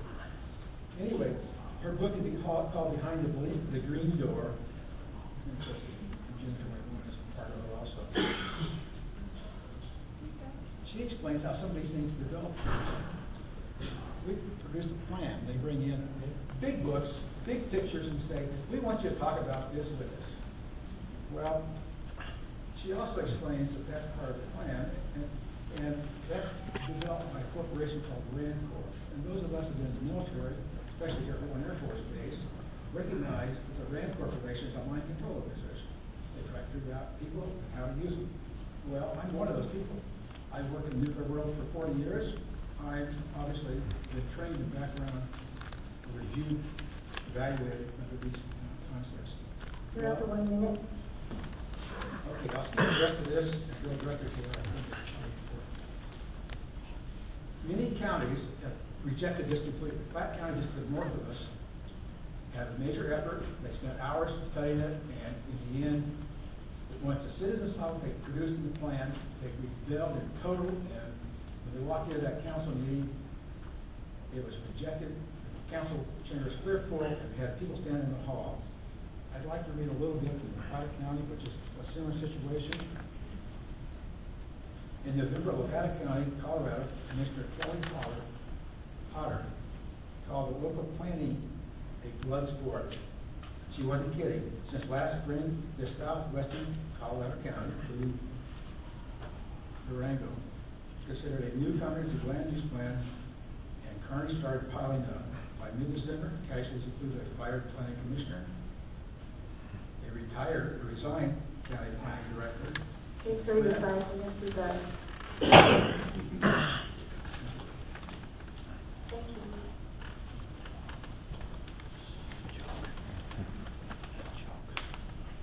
Hello, my name is Ethan Eshelman. Live at 3504 Shooting Star Trail. I just wanted to start off in regards to Commissioner Humphrey's comment about Stacy, the lady from Fort Collins. She's absolutely right. She does not know us, but she does know these people. She lives in Fort Collins. She's seeing what's happened at their plan is more fully implemented than ours is. And she's scared. I'm scared about what's coming down the road with the approval of this plan. I was born here, raised here, I want to live here. I live here because I love this place. Plan Cheyenne is the exact same as Plan Fort Collins, Green, Brent, Denver, Plan New York. If I wanted to move there, I would have moved there. I don't. I like my options. I like my open spaces. Now, of course, we do need a plan for the future, but a plan that piggybacks on the federal government, which is $17 trillion in debt. Who do you think they're going to cut their funding to first? I'd hate to see our community get invested in a plan such as this and lose our funding. And guess what? Who's going to have to pick up the bill? I am. My friends are. My kids are. So with that, I just like to say thank you for volunteering. Thank you.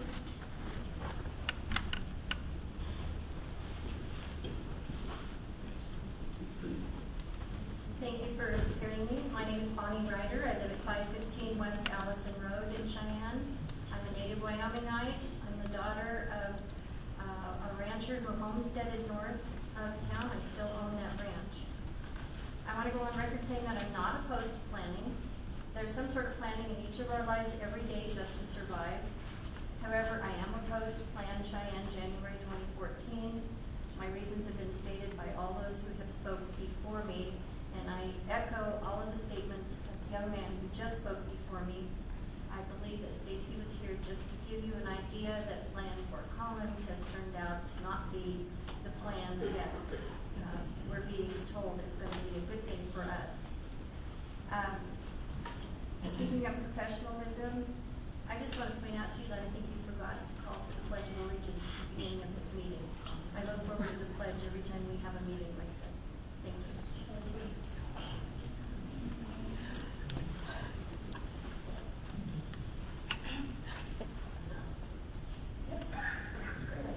I'm Mike Tuttle, and I live at 422 East Longhorn Road, and I'm the great-grandson of John L. Murray, the mayor of Cheyenne from 1901 to 1903, and I've lived here all my life, and just looking up at that screen and seeing all the stuff on it, that I just, a lot of it was platitudes, and a lot of it was, well, for instance, protecting things of value. What does that mean? Advancing performance goals. That means making the goals tougher to get to. And, you know, when you connect all this stuff, it's Plan Cheyenne connected to UDC, which is connected to MAP 21, which is Agenda 21, which comes from the United Nations. And the United Nations is an atheistic group of people that don't care about us.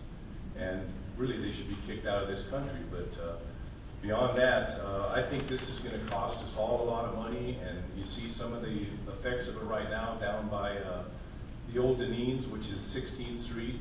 That divider, I don't know of anybody that likes that new divider in the road. And this is a good example. And now they've spent, what, something like $200,000 on a study to do those dividers down Dell Range. And, you know, this is just getting totally ridiculous, all this money being spent, and where's it coming from? Because the federal government's $17 trillion in debt, from what we understand, and so we're just helping to make it a bigger debt. And I just want you to know that I'm against it, and I think that anybody that's lived here for a long time that really digs into it is going to be against it too. Thank you. Barry Meyer, 8914 Bray Hill Road. Thank you for the opportunity. Did you say Barry? Yes, Barry. Yes. Thank you for the opportunity. I really do appreciate it. When you actually seen what Stacy had showed, all the books, all the paper there, one thing I found out in life, there's a simple thing I found out. Occam's razor. The simplest answer is usually the right answer. So I'm asking that we don't pass this just so we can find out what's in it.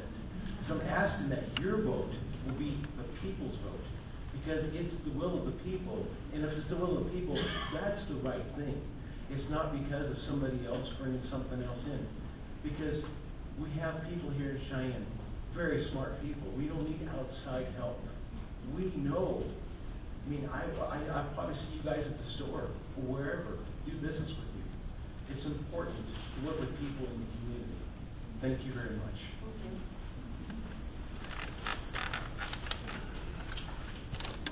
My name is Georgia Royals, 1121 Dexter Drive. Thank you very much for listening to everyone this evening. I speak in favor of Plan Cheyenne. I truly believe that if we fail to plan, then we plan to fail. I think we've done some wonderful things in the city of Cheyenne to support growth. We have one thing I want to discuss specifically because of time is affordable housing. Infill development used to be kind of a hodgepodge of whatever people wanted to put in that particular area. Now, because of Plan Cheyenne, that has changed. Now we have to have specific things put into place that allow people that might not be able to afford a single-family home and have a place to live. We have so many single mothers and children. Affordable housing in Cheyenne would be around $178,000. Most people cannot afford what is considered affordable housing in the city of Cheyenne. So I don't want all apartments and high-density residential places in Cheyenne. That's not right. That's not what I support. But I do support diversity, and I do support one of the concepts of Plan Cheyenne, and that is to be a community of choice. A community of choice is not only single-family homes, but also twin homes, different condos, apartments, because we need all of the people to do the work of our community. We can't all live in single-family homes. We look at the city of Jackson and the city of Star Valley. In Jackson, most of the people, middle-class people like myself, can't afford to live there. It's too expensive. So they move to Star Valley and have a whole other community, and then they commute, and they bus, and the children have to go to school in a whole different state. I don't want to see that happen here in Cheyenne. I think Cheyenne needs to continue to grow as a community of choice, as a community with diversity. Prior to Plan Cheyenne, we looked at Sutherland's. Now, because of Plan Cheyenne, we look at Menards. To me, it's very simple. All we have to do is look around our community, and it looks so much better. The quality of life here has improved significantly in Cheyenne. So thank you for listening.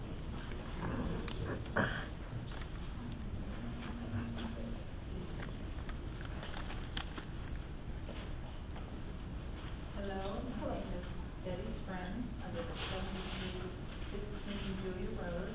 Can you speak into the microphone? Yes. Thank you. You want me to say my name again? Betty Scranton, 7315 Julia Road.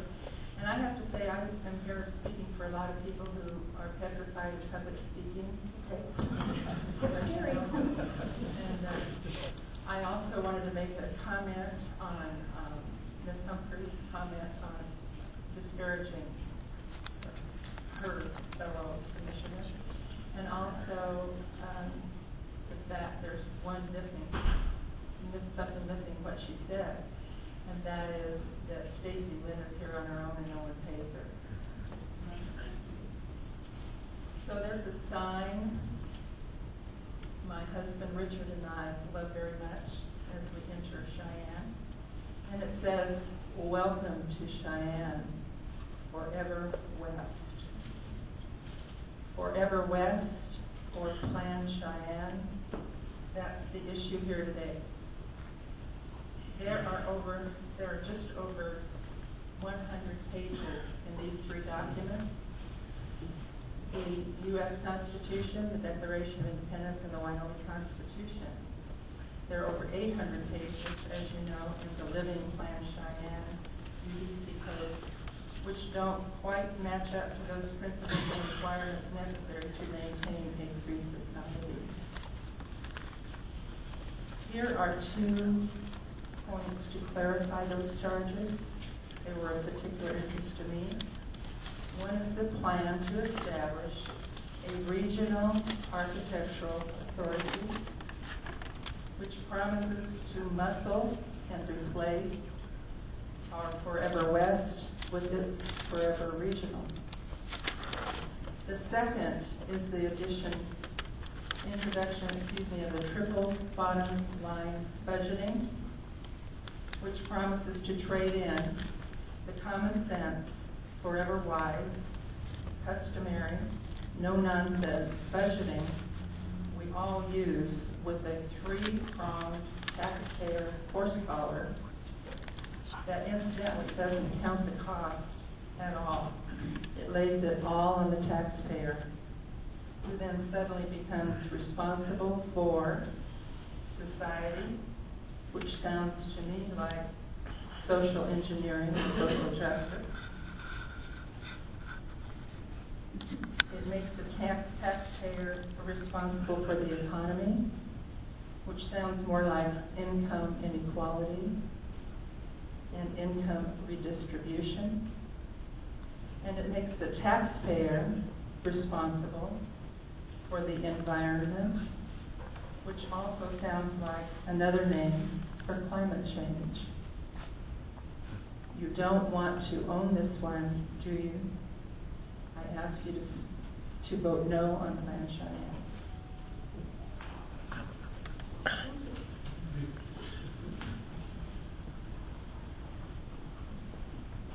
My name's Ron Sutherland.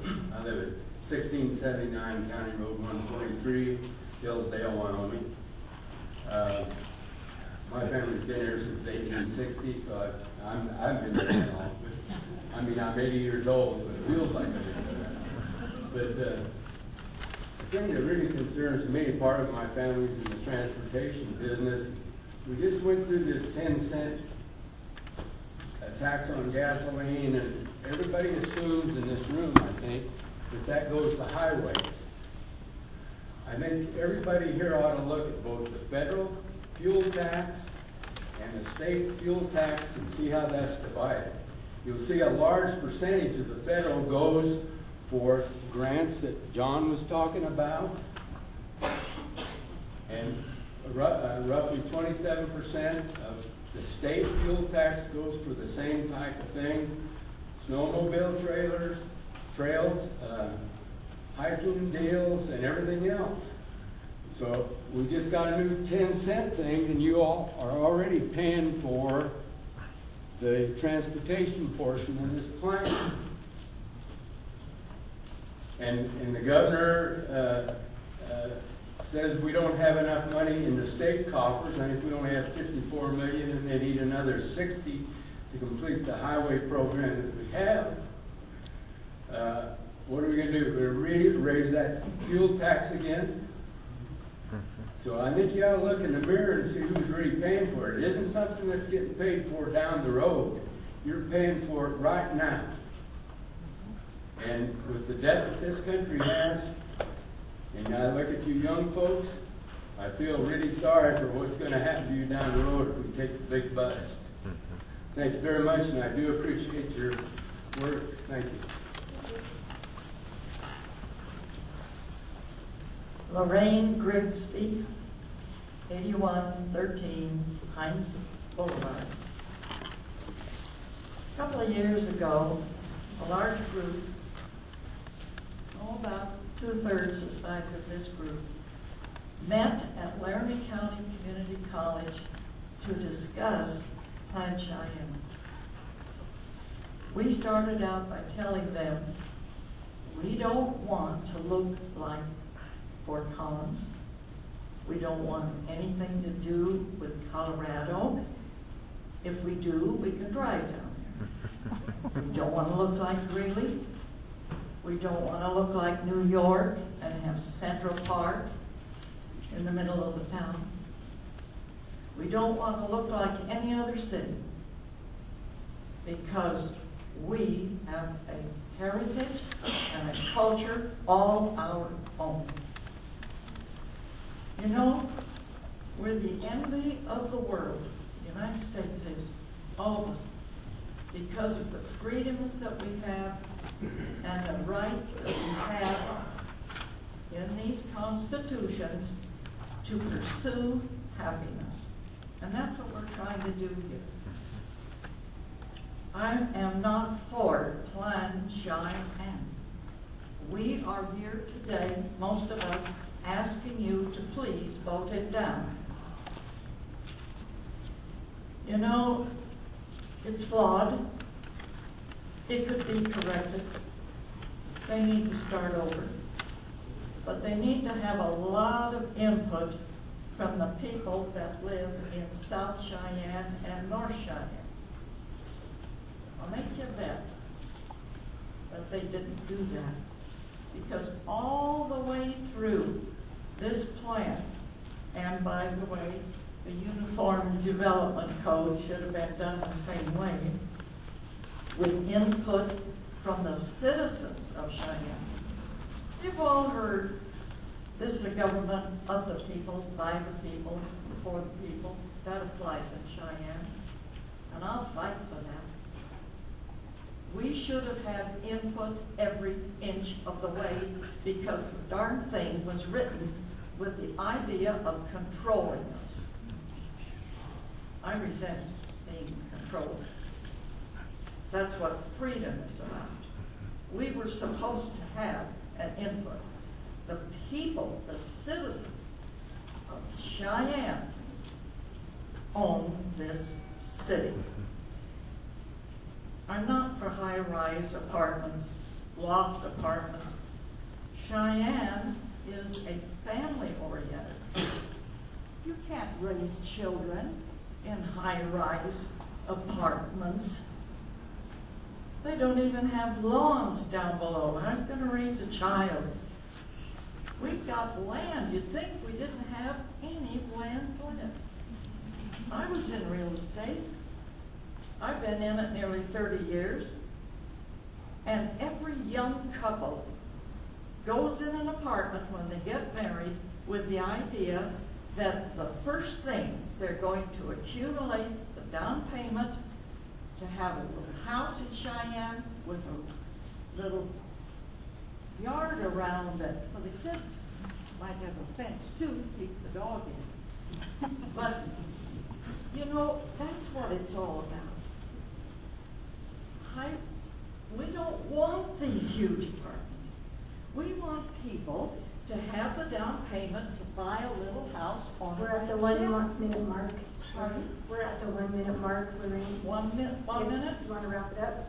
We want them to raise their kids the right way. And that's what this is all about. And you're trying to saddle us for the next 20 years with a plan that is not what we want. You've got to trust us, the people of Cheyenne, to tell you what we want, and then we ask you to make sure it gets done.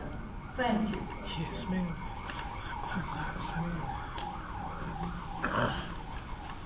Good evening, my name is Annette Williams. I'm a city council representative for the city of Cheyenne, Wyoming, and the address is 2101 O'Neill Avenue. I'm here this evening to ask if Clarion and Tom Mason, if they would reconsider this plan and take into consideration the audience that is here today, and take in their questions and their voices and relook at this plan. I also would like to share with you that my observation of what is happening in the city of Cheyenne is that it has been divided into 4 different areas with this plan. We're trying to put transportation here. On the south side, if you notice, we have several apartments that are going up. We have hotels going up. On the west side, we have more hotels going up in the area. We have, on the east side, we have self-sufficient living for our seniors. In the north area of town, well, we have our suburban retail.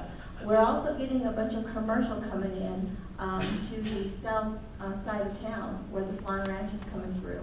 And they're wanting to use the properties in the, western, I can think of the name of it, but to the I-25 east. You know, they're going to put some roads through there, which is going to start affecting the properties on Winchester Hill neighborhoods over there. And not a lot of the folks there are aware of this. So I would ask that if Mr. Mason and Clarion would reconsider this plan and take into consideration all of the comments that have been made here today and maybe start over and see if, that would help, because right now, from what I'm hearing, this plan is not working. I have asked for a road, an intersection of I-25 and College and Parsley Boulevard to be looked at. Well, they're putting water pipes through there right now, but that is a very main street of Cheyenne, Wyoming. That has never been widened. We have several semi-trucks and trucks that go down that road. We have a bridge there right now that is not, well, we're waiting to get it, construction placed on that bridge. There is a street on Nation Way in Logan that needs a roadway that needs to be fixed. We have an island there that is coming up and it's torn apart.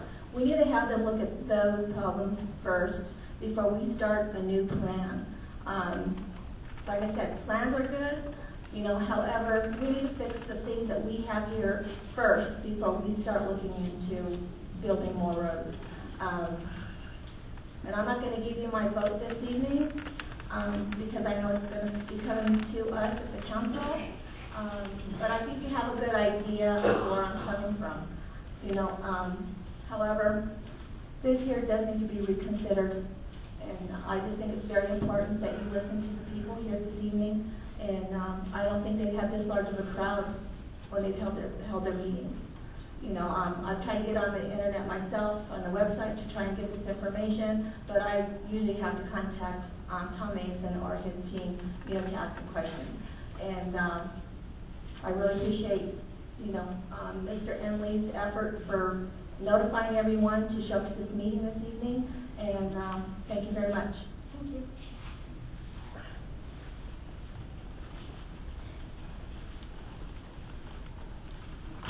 My name is John Weiss. I'm from 306 Norman Street, White Pleasant, Wyoming. I just want to remind everybody that if you look at the national debt clock, you got $222 trillion in unfunded liability that this country owes. There's $17 trillion right now. This is the national debt. There is over $8 trillion sent in the last 5 years that this administration has locked up. Where's all this money going to come from for these federal grants? Yeah, from the taxpayer. I'm sick and tired of paying taxes for unjust wars and for things that we don't need. And as far as I'm concerned, the MPO is nothing more than a bunch of car salesmen trying to sell you something that they don't know what's going to work. And that's about all I got to say. I haven't voted no on this. Joe, what's your last name? WISE.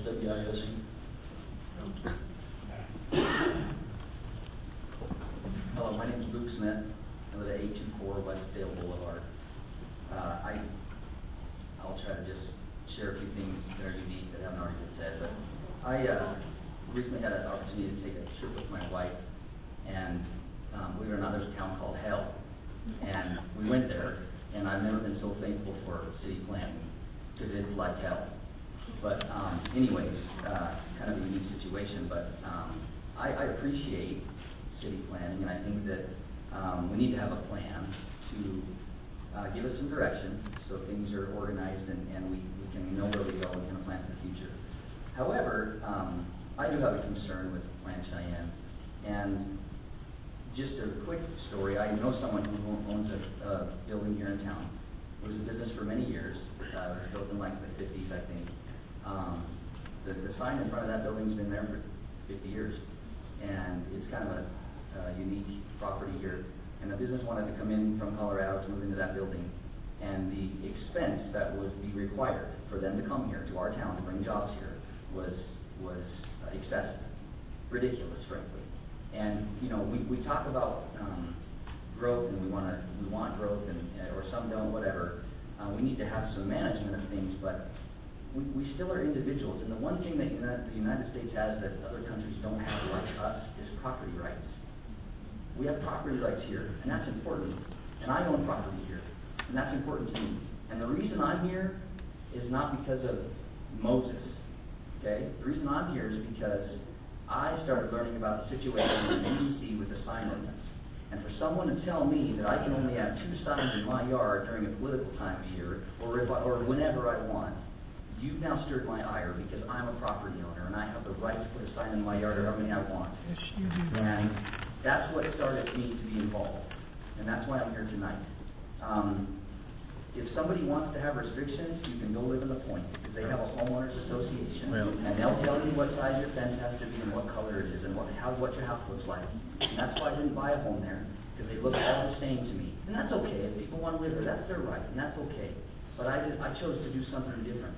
And my concern is, I could make 30% more money if I moved across the border in my profession. And my wife and I have talked about that, but you know what? We keep coming back to Cheyenne because we like it here, because of what it is. And we go to Colorado a lot. My kids play in the North Colorado Soccer League, and we're down there a lot. And I, with all due respect to the consultants that are doing this plan, I don't want to live in Fort Collins. I don't want to live in Denver. I live in Cheyenne for a reason. And I used to go down to Fort Collins to the Best Buy in Fort Collins. I don't go there anymore because it's a joke to get in and out. And so now I go right down the highway to the Centera if I need to go to Best Buy. And even getting there now is almost a joke. I mean, some of the things in this plan I think are flawed. And we've already seen in the UDC that, geez, nobody even paid attention to that. Oh, we actually have a policy in here that's against the Constitution. Wow, we missed that. I mean, somebody's not reading it, and someone's not doing their due diligence to find out what's really there. And so I appreciate the fact that there's so many people here that are involved, because this is really what it's about. It's our community.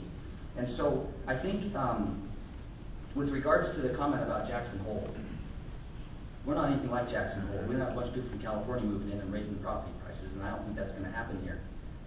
So I don't know if that's a really good comparison, but what I will say is, based on the number of people that are here tonight and the comments that have been made, I think that you all have a fiduciary duty to maybe take a step back and really get some public comment, have more people be involved, because maybe they have reached out, but I knew nothing about their meetings, and I would love a do-over of the October meeting, and I volunteer to come. And I'll be there and maybe be involved in having some input. So appreciate your time, and I appreciate all your service, because I know there's other places you could be right now. So thank you very much.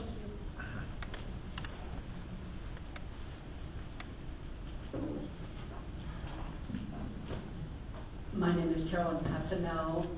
I live at 5275 Fishing Bridge. And you've had a long afternoon, and I thank you for your service. And certainly because as volunteers, it takes a lot of energy to do this sort of thing and to stay focused. I'm going to take this on a little different tack. I don't know how many in the room would have gone to the Bankers Association event last evening, in which a banker from New York, FDIC, was the speaker. And when listening to that individual, it is apparent that the free money that has been flowing might just not be flowing so readily anymore. And I'm thinking of the $114 million that we expect to get from the feds. And not that it's not going to be given, but that when you think about the future that's coming, and how are you going to fund all of those projects and all of those programs, all of the streets, everything that is in Plan Cheyenne. I wonder if that money is going to be flowing to take up the slack when that $114 million is gone. And I heard a gentleman tonight say that there was only a smidgen of state money that was put into the city and the county. And I beg to differ with Mr. Doherty, because I have here from the Office of State Lands and Investments what the city and county have gotten, not just in FY14, but in the last 4 years. And even in FY14, you already have gotten for Laramie County $2,450, and for the city of Cheyenne, $2.6 million so far in FY14. And if you look at the last 4 years, there is 14 million or 14.6 for Laramie County, and for the city of Cheyenne, 24.9 million. You are getting a lot of money from the state. And guess where most of that money generates from? It's from the mineral industry. And the mineral industry is kind of dissed in this plan because it's kind of a go green plan. And Wyoming depends on its mineral money. It funds schools, it funds mental health, it funds city and county, it funds us all. We have to think about that. And the 3 big industries that actually keep us moving, and we think that manufacturing is going to save us because that's what has come in lately, but it's not. Minerals first, tourism second, and agriculture third. And yet in this plan, there's zoning to take in some agriculture land to make it into housing. There's a little bit less than 10,000. About the 1 minute mark. A little bit fewer than 10,000 housing units that are planned for city and county. It just seems that there is so much to this plan that is not really who we are and where we spring from and where the money that funds everything comes from. I hope that you will remember that, and I too wish that you would not pass it, that we would have another chance to look at this and to make decisions that really fit who we are. Thank you so much for this opportunity.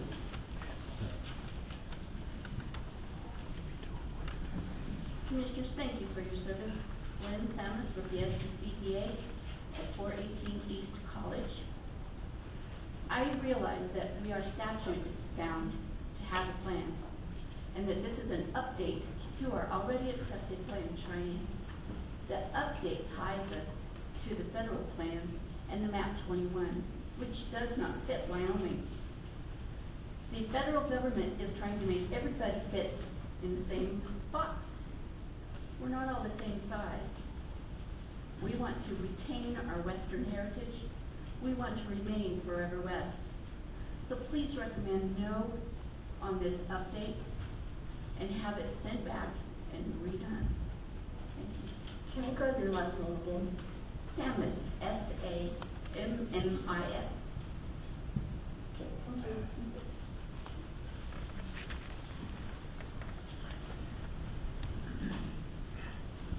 Emily Hasenauer, Laramie County Commissioner.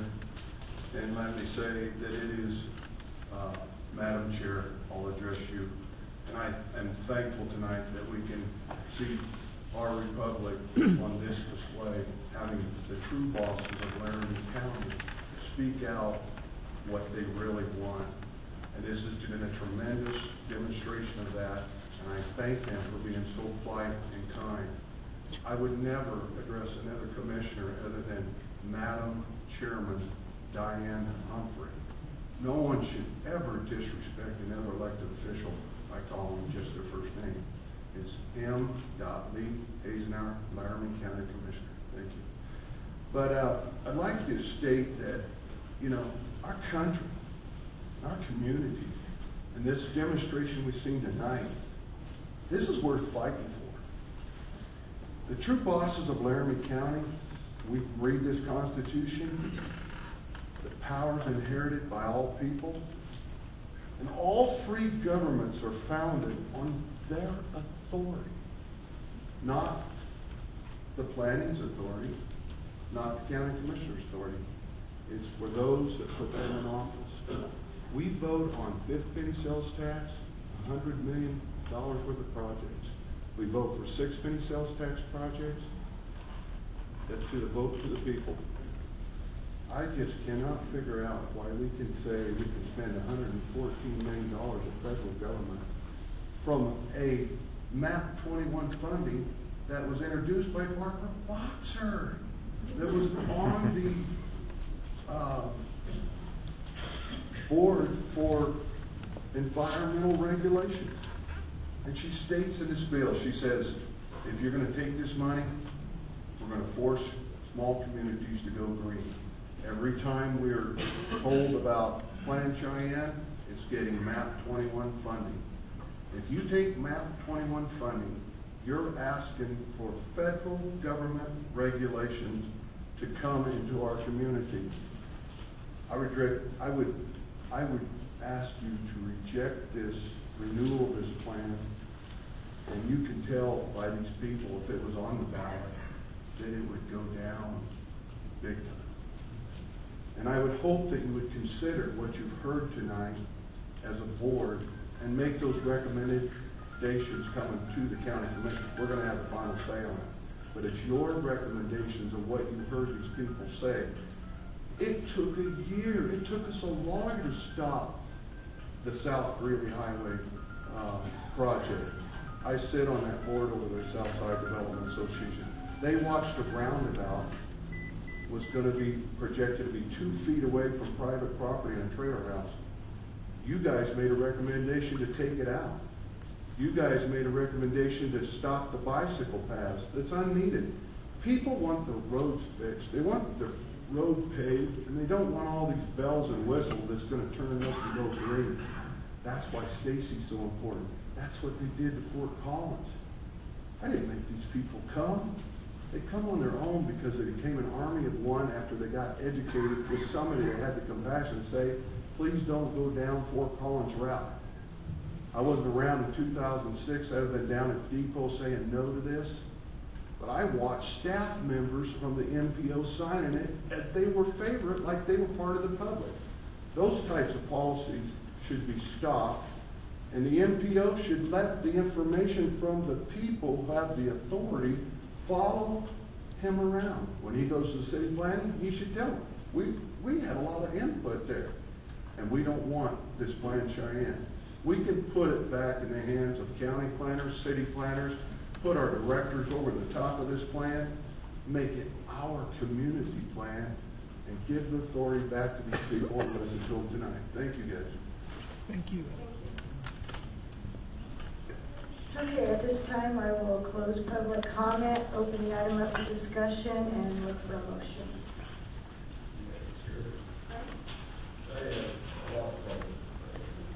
Thank you.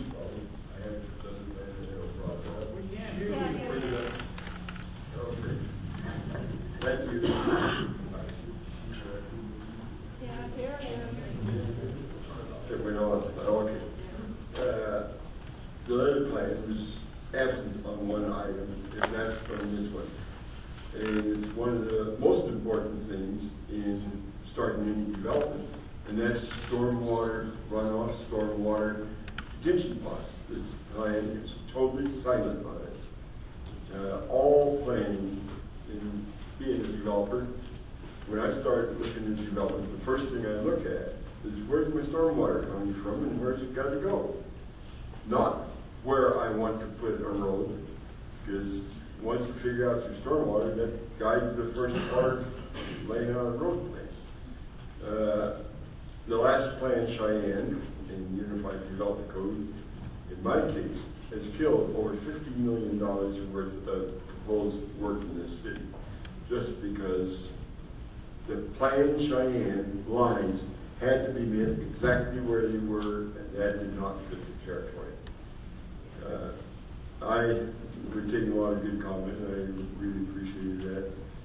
I think we have to table this tonight and study it and come back in 2 or 4 weeks and make a decision. But I think the other commissioners here should get a chance to put in their 2 bits.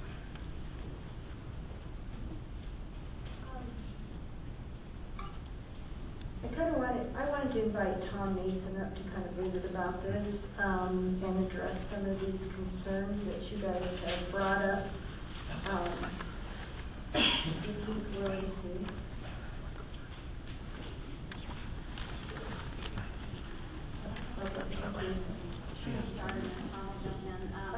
There were a couple specific comments I wanted to address directly. First of all, Plan for Collins and Plan Cheyenne are two completely different things. To clarify the record, Plan Cheyenne was actually adopted. Can you talk into the mic a little bit? Plan Cheyenne was adopted in 2006. The last Plan for Collins was adopted in 2011. So to compare those two and say that we're basically doing the same thing, your plan was in place long before the last version of Plan for Collins. So that doesn't really make sense to me. Second of all, in terms of the plan being so rigid that it will not be able to change, I'd like to point you to page 19 of the document. Spells out specific plan amendment procedures and the public process that goes along with that, that staff and elected and appointed officials would follow for both minor amendments and major amendments. So that's very clearly spelled out in the plan. It's certainly not something that can't be changed once it's adopted. The term living document is intended to be just that. As several of the speakers noted, there are going to be questions that come up in the implementation of the plan, and they're usually addressed as they happen, and there's a process in place to deal with that. In terms of cost recommendations, one thing to clarify is that the community plans and the transportation plan are really pretty different in terms of how they will be funded. While the transportation plan has very specific project recommendations, the community plan does not. There are a number of programs, policy recommendations, summer recommendations for things to consider.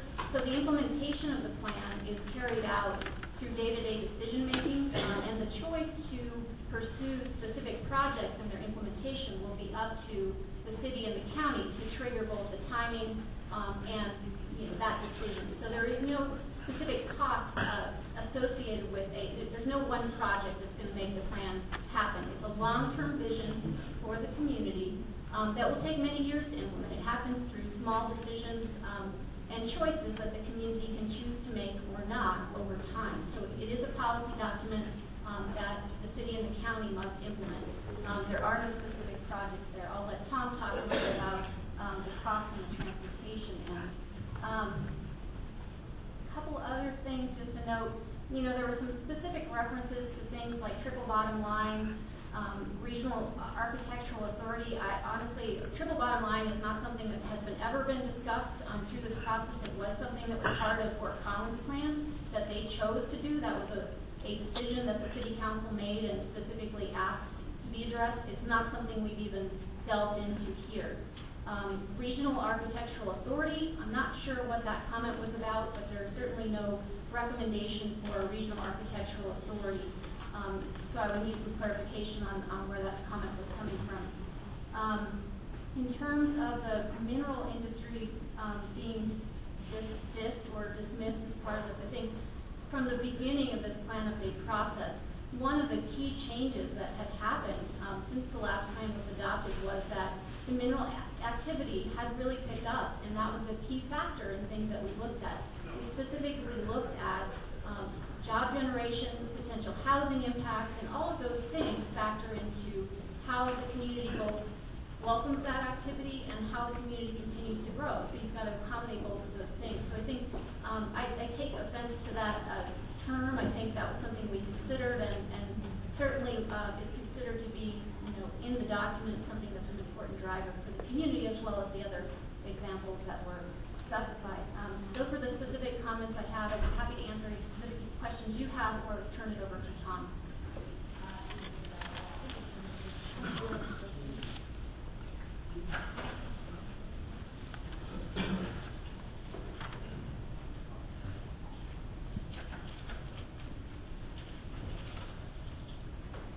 Thanks again. It's Tom Mason, Director of the NPO. We ask that you move this project forward to the Board of County Commissioners. The City Planning Commission has already moved the plan forward to the city governing body. The majority of the County Planning Commission have been members of a planning commission, either on the joint City County Planning Commission, or this county commission, for 10, 20 years, or even longer. You know how planning system works. You've also been very familiar with the NPO and its duties and responsibilities for a very long time. You may also remember that the city and county have been doing joint land use and transportation planning since 1961, over 50 years. The NPO formally came into existence in 1981 and has been doing the joint cooperative, continuing, comprehensive land use and transportation planning for the Cheyenne urban area since then. In 8 years, between Plan Cheyenne being adopted in 2006, over $106 million of federal transportation funds have been spent in the Cheyenne urban area. This is $13.25 million a year. This includes funding for the Cheyenne Transit Program, Greenway, project design, construction for many local road and state highways. Without an approved plan, no new federally funded construction project will be started, and this includes for the Wyoming Department of Transportation. In other words, if YDOT needs to build a new interchange on the interstate to one of our business parks to handle the traffic from a new major business, the interchange would not be approved or funded. The city and county's only source of local dollars for transportation come from the fifth and sixth penny. Sixth penny is just for specific projects, whereas the fifth penny is mostly for our overall local road needs. The county's share of the fifth penny goes to maintenance of roads throughout the county and is hardly ever used for new roads. The city's share of the fifth penny has 80% go to transportation projects, with a large majority of that to road maintenance, not new roads. If we do not have federal dollars to build new projects, this would be a major blow to our ability to grow and to our economy. This equates to a major loss of jobs, not only for engineering and construction trades, but trucking companies. But how will we keep attracting new businesses to our area, or keep the jobs that we have that rely on a good, reliable, safe, and maintained street and highway system for the movement of goods and services?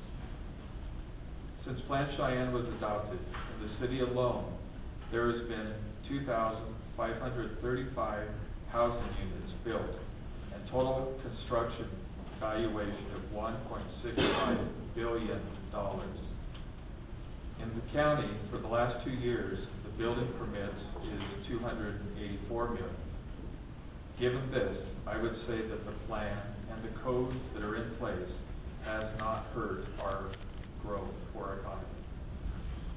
Cheyenne is growing, and that growth will have an impact on our residents.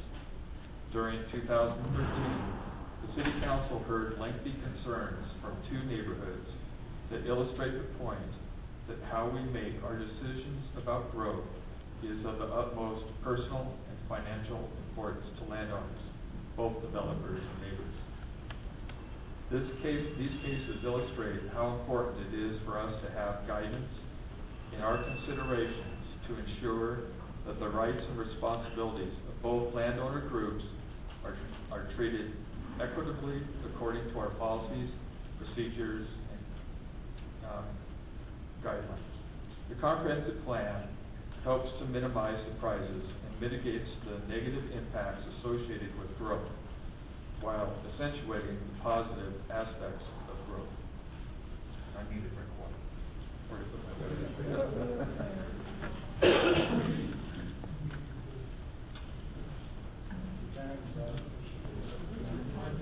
We've gone a couple hours of discussion. I think I need to be able to respond to it. I'm not going to give him a time limit because I'm trying to get him to address a lot of your questions that you have.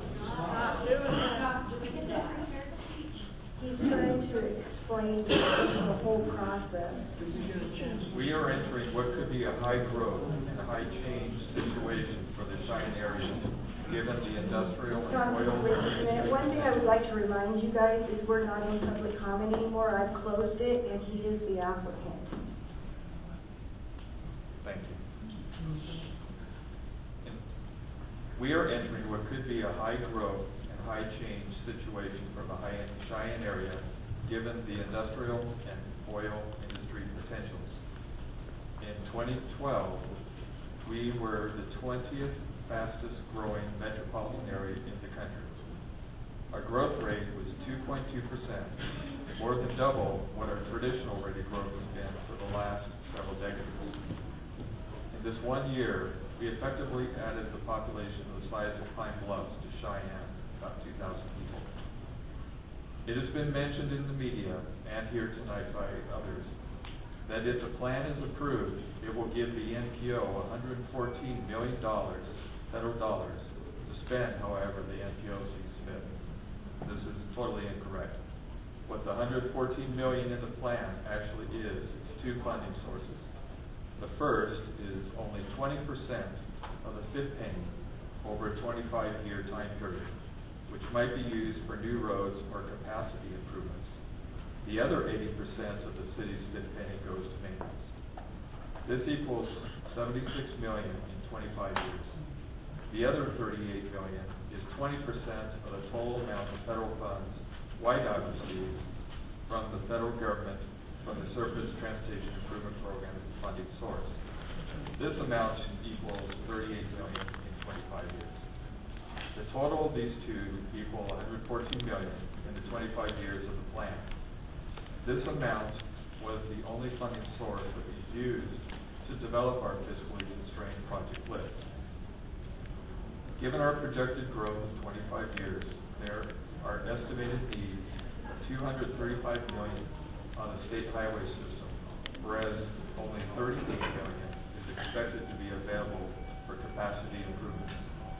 On the city and county road system, there are $267 million of needs, whereas only $76 million is expected to be available. Some of the shortfall will come from private developers as they build new housing subdivisions, industrial sites, and employment centers. It has also been reported in the media that the plan, if adopted, is going to do things like force the elderly to go to the grocery store and buy it because we are going totally green. This, of course, is totally false. While the federal rules and regs require that the state DOTs and NPOs consider applying non-motorized transportation modes in our plans, there is not a requirement to install and construct bike lanes everywhere. This is a local decision. It's a decision our community has been applying to some small degree. It is well known that Fort Collins and Boulder, among many other growing communities in the country, are much more aggressive than we are on implementing non-motorized options. We in Wyoming and Cheyenne will do what is best for us. We will make our local decisions on transportation issues. For the money that we do receive from our local taxes and the federal government, we just want to spend it wisely, and that's why the plan is necessary to know what the priorities are. The South Cheyenne Community Development Association was involved and invited to participate in our plans, including Fox Farm. There was a member on it from the very beginning. He dropped out. They were asked to have another member beyond, but they did not reply. And I also sent an email to the Southside Community Development Association at the end of January asking to come to their meeting to make a presentation, but I did not get a response to that request. I wanted to go, but they didn't ask me to come. They didn't. There are those that believe their liberties are being infringed upon by having a bike lane on a street. I ask you to consider the advancement of liberty via the allowance of choices for free people to choose the car, the bicycle, or the horse and buggy. Our community can choose to only allow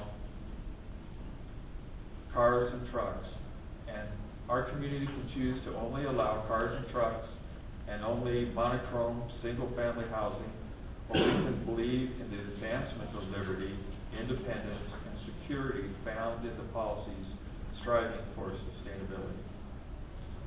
The NPO has followed the state laws to develop Plan Cheyenne.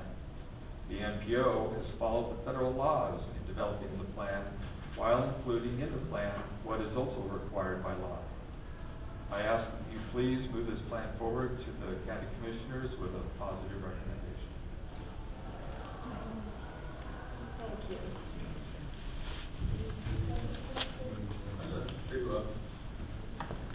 You know, I don't think any plan's going to make everybody happy. In fact, I know not everyone's going to be happy with it. I don't like this plan.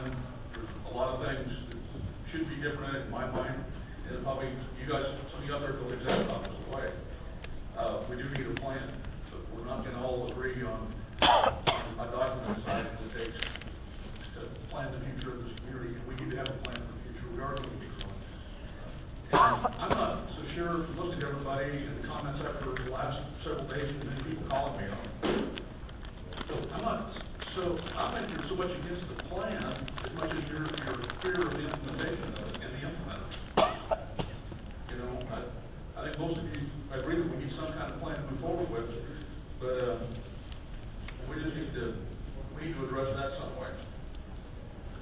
And you know, I'm not a green person by any means, and I would certainly be against anything that came that direction that I thought was, you know, infringing on our community and our way of life and whatnot. But I don't think anything says we have to take all of these dollars. We don't have to build every street that's possible, and if it comes with ties that we don't like, we don't have to take that money. You know, if we need an interchange on the highway and we use some federal money to do it, great. If we don't want dividers down Laramie, we don't got to do that project. So, but I think as a community we have to be involved with this and take the opportunity to go to some of these public meetings. And I don't know what the offerings were. I was unaware of some of them. I did see a notice on one at some point. But as citizens, I think we need to be involved and come to these meetings and come to meetings like this today. I appreciate all you guys' effort. I know you have a lot of passion out there. Thank you. I guess I have one comment. Is I've been involved for the last 13 years. There was, I know, Frank, myself, and Paula that sat in 2006 on the approval of this planning, or Plan Cheyenne. I can tell you that it was like pulling teeth to get the public there. Only 5 people attended. 17 attended as citizens through a steering committee. And I can promise you that it was advertised nonstop through the newspaper. We had meetings that lasted sometimes till midnight, 1 o'clock. I think there's some people sitting here that can verify that. And we didn't get a lot of input. And so I don't know where you start. You can't twist people's arms to come to this. And now they're wanting to change this at the 11th hour. And I don't, you know, sure, there's things in Plan Cheyenne that we don't like. No, and just like Jim said, nobody's going to be 100% satisfied, but it's a starting point. Now, I can tell you since 2006 to present that the city and the county has been very liberal on changes and offering amendments to this and being pretty flexible with it. The way I look at Plan Cheyenne is it is a guide. It's just something to look at, but it's not etched in stone. And so, you know, I did listen to a lot of comments tonight, and I agree with Jim. I think that they have a problem with the individuals, not the plan as much. When it comes to federal funding, believe me, I do not like the debt. I think it is horrible. But if there's federal funding coming down, why wouldn't we want to take some of our taxpayers' money back instead of, the other day I read, there's $1 billion going to a program to watch shrimp going on treadmills. Do you want your money to go there, or do you want your money to come to the state of Wyoming? You know, I think if the money's out there, we ought to take a chance. I am proud of Cheyenne. I am proud of where we've been. To me, the downtown area and just the local community, I have seen a great improvement. And I was born and raised here. And also own a business. I heard when somebody talked about the Air Force. Been out there for 34 years. I don't know. You know, I thank you for your comments, and I do agree with some of them, but I think that we can amend it. But it's, I would hate to see Plan Cheyenne go away.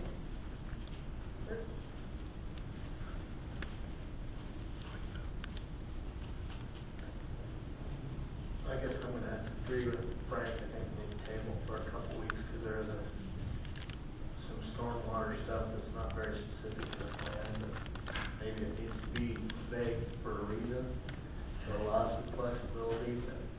But I do appreciate everybody's comments on that. I'm not sure where the group is actually going to have ultimate say. We are just a recommending body to We're the going to county recommend commission. this on or we're not going to recommend it on. The county commissioner are going to have the ultimate say.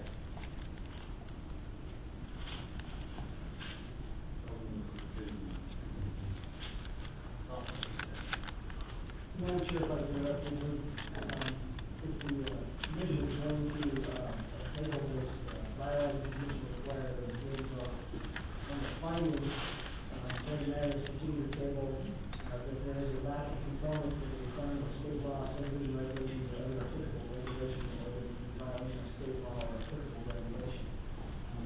When the bylaws were drafted for the planning commission after the split between the city and the county, there was concern raised about continuing matters for Teton County. And continues to move people when moved, and there has to be findings with some violation of law. And I will tell you that having sat here tonight and listened, I have not heard of any evidence that that's the case.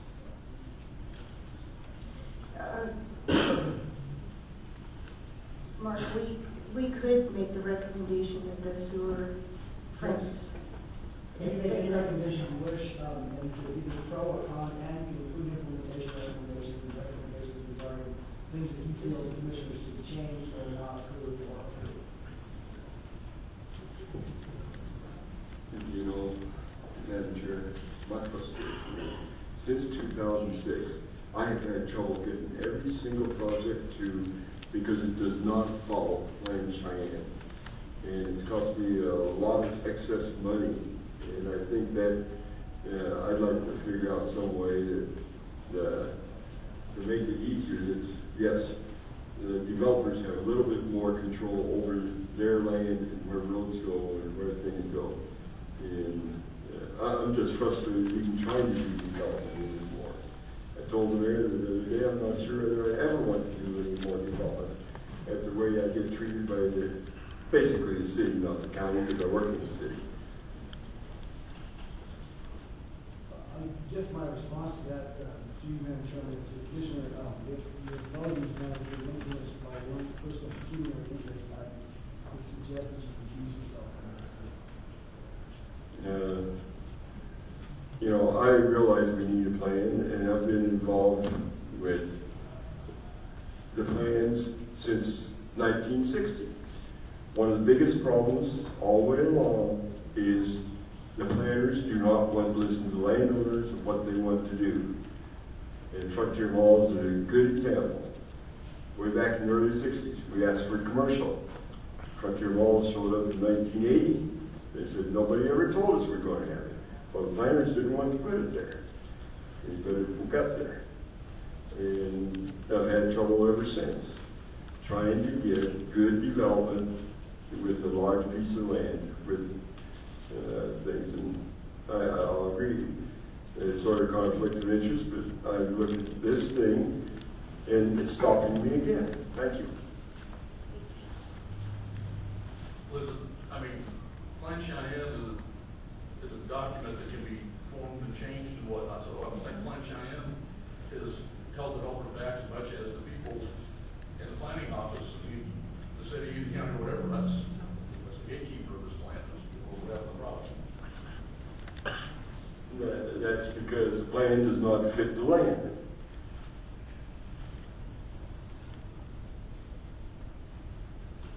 I guess my problem is if we continue it, what are we going to talk about?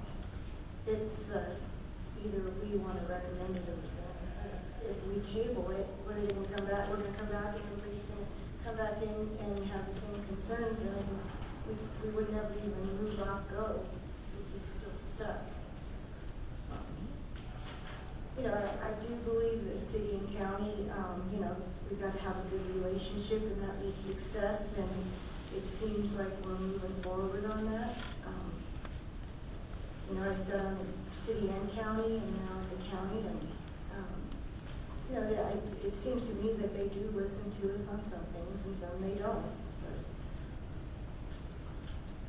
But I would like to see either move forward or against, just as a recommendation. Mine would be to recommend that they look at the water and sewer.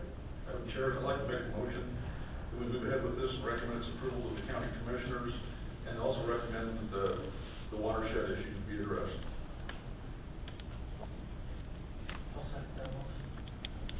All in favor say aye. Aye. Opposed, nay. The motion passes to move ahead to the county commissioner.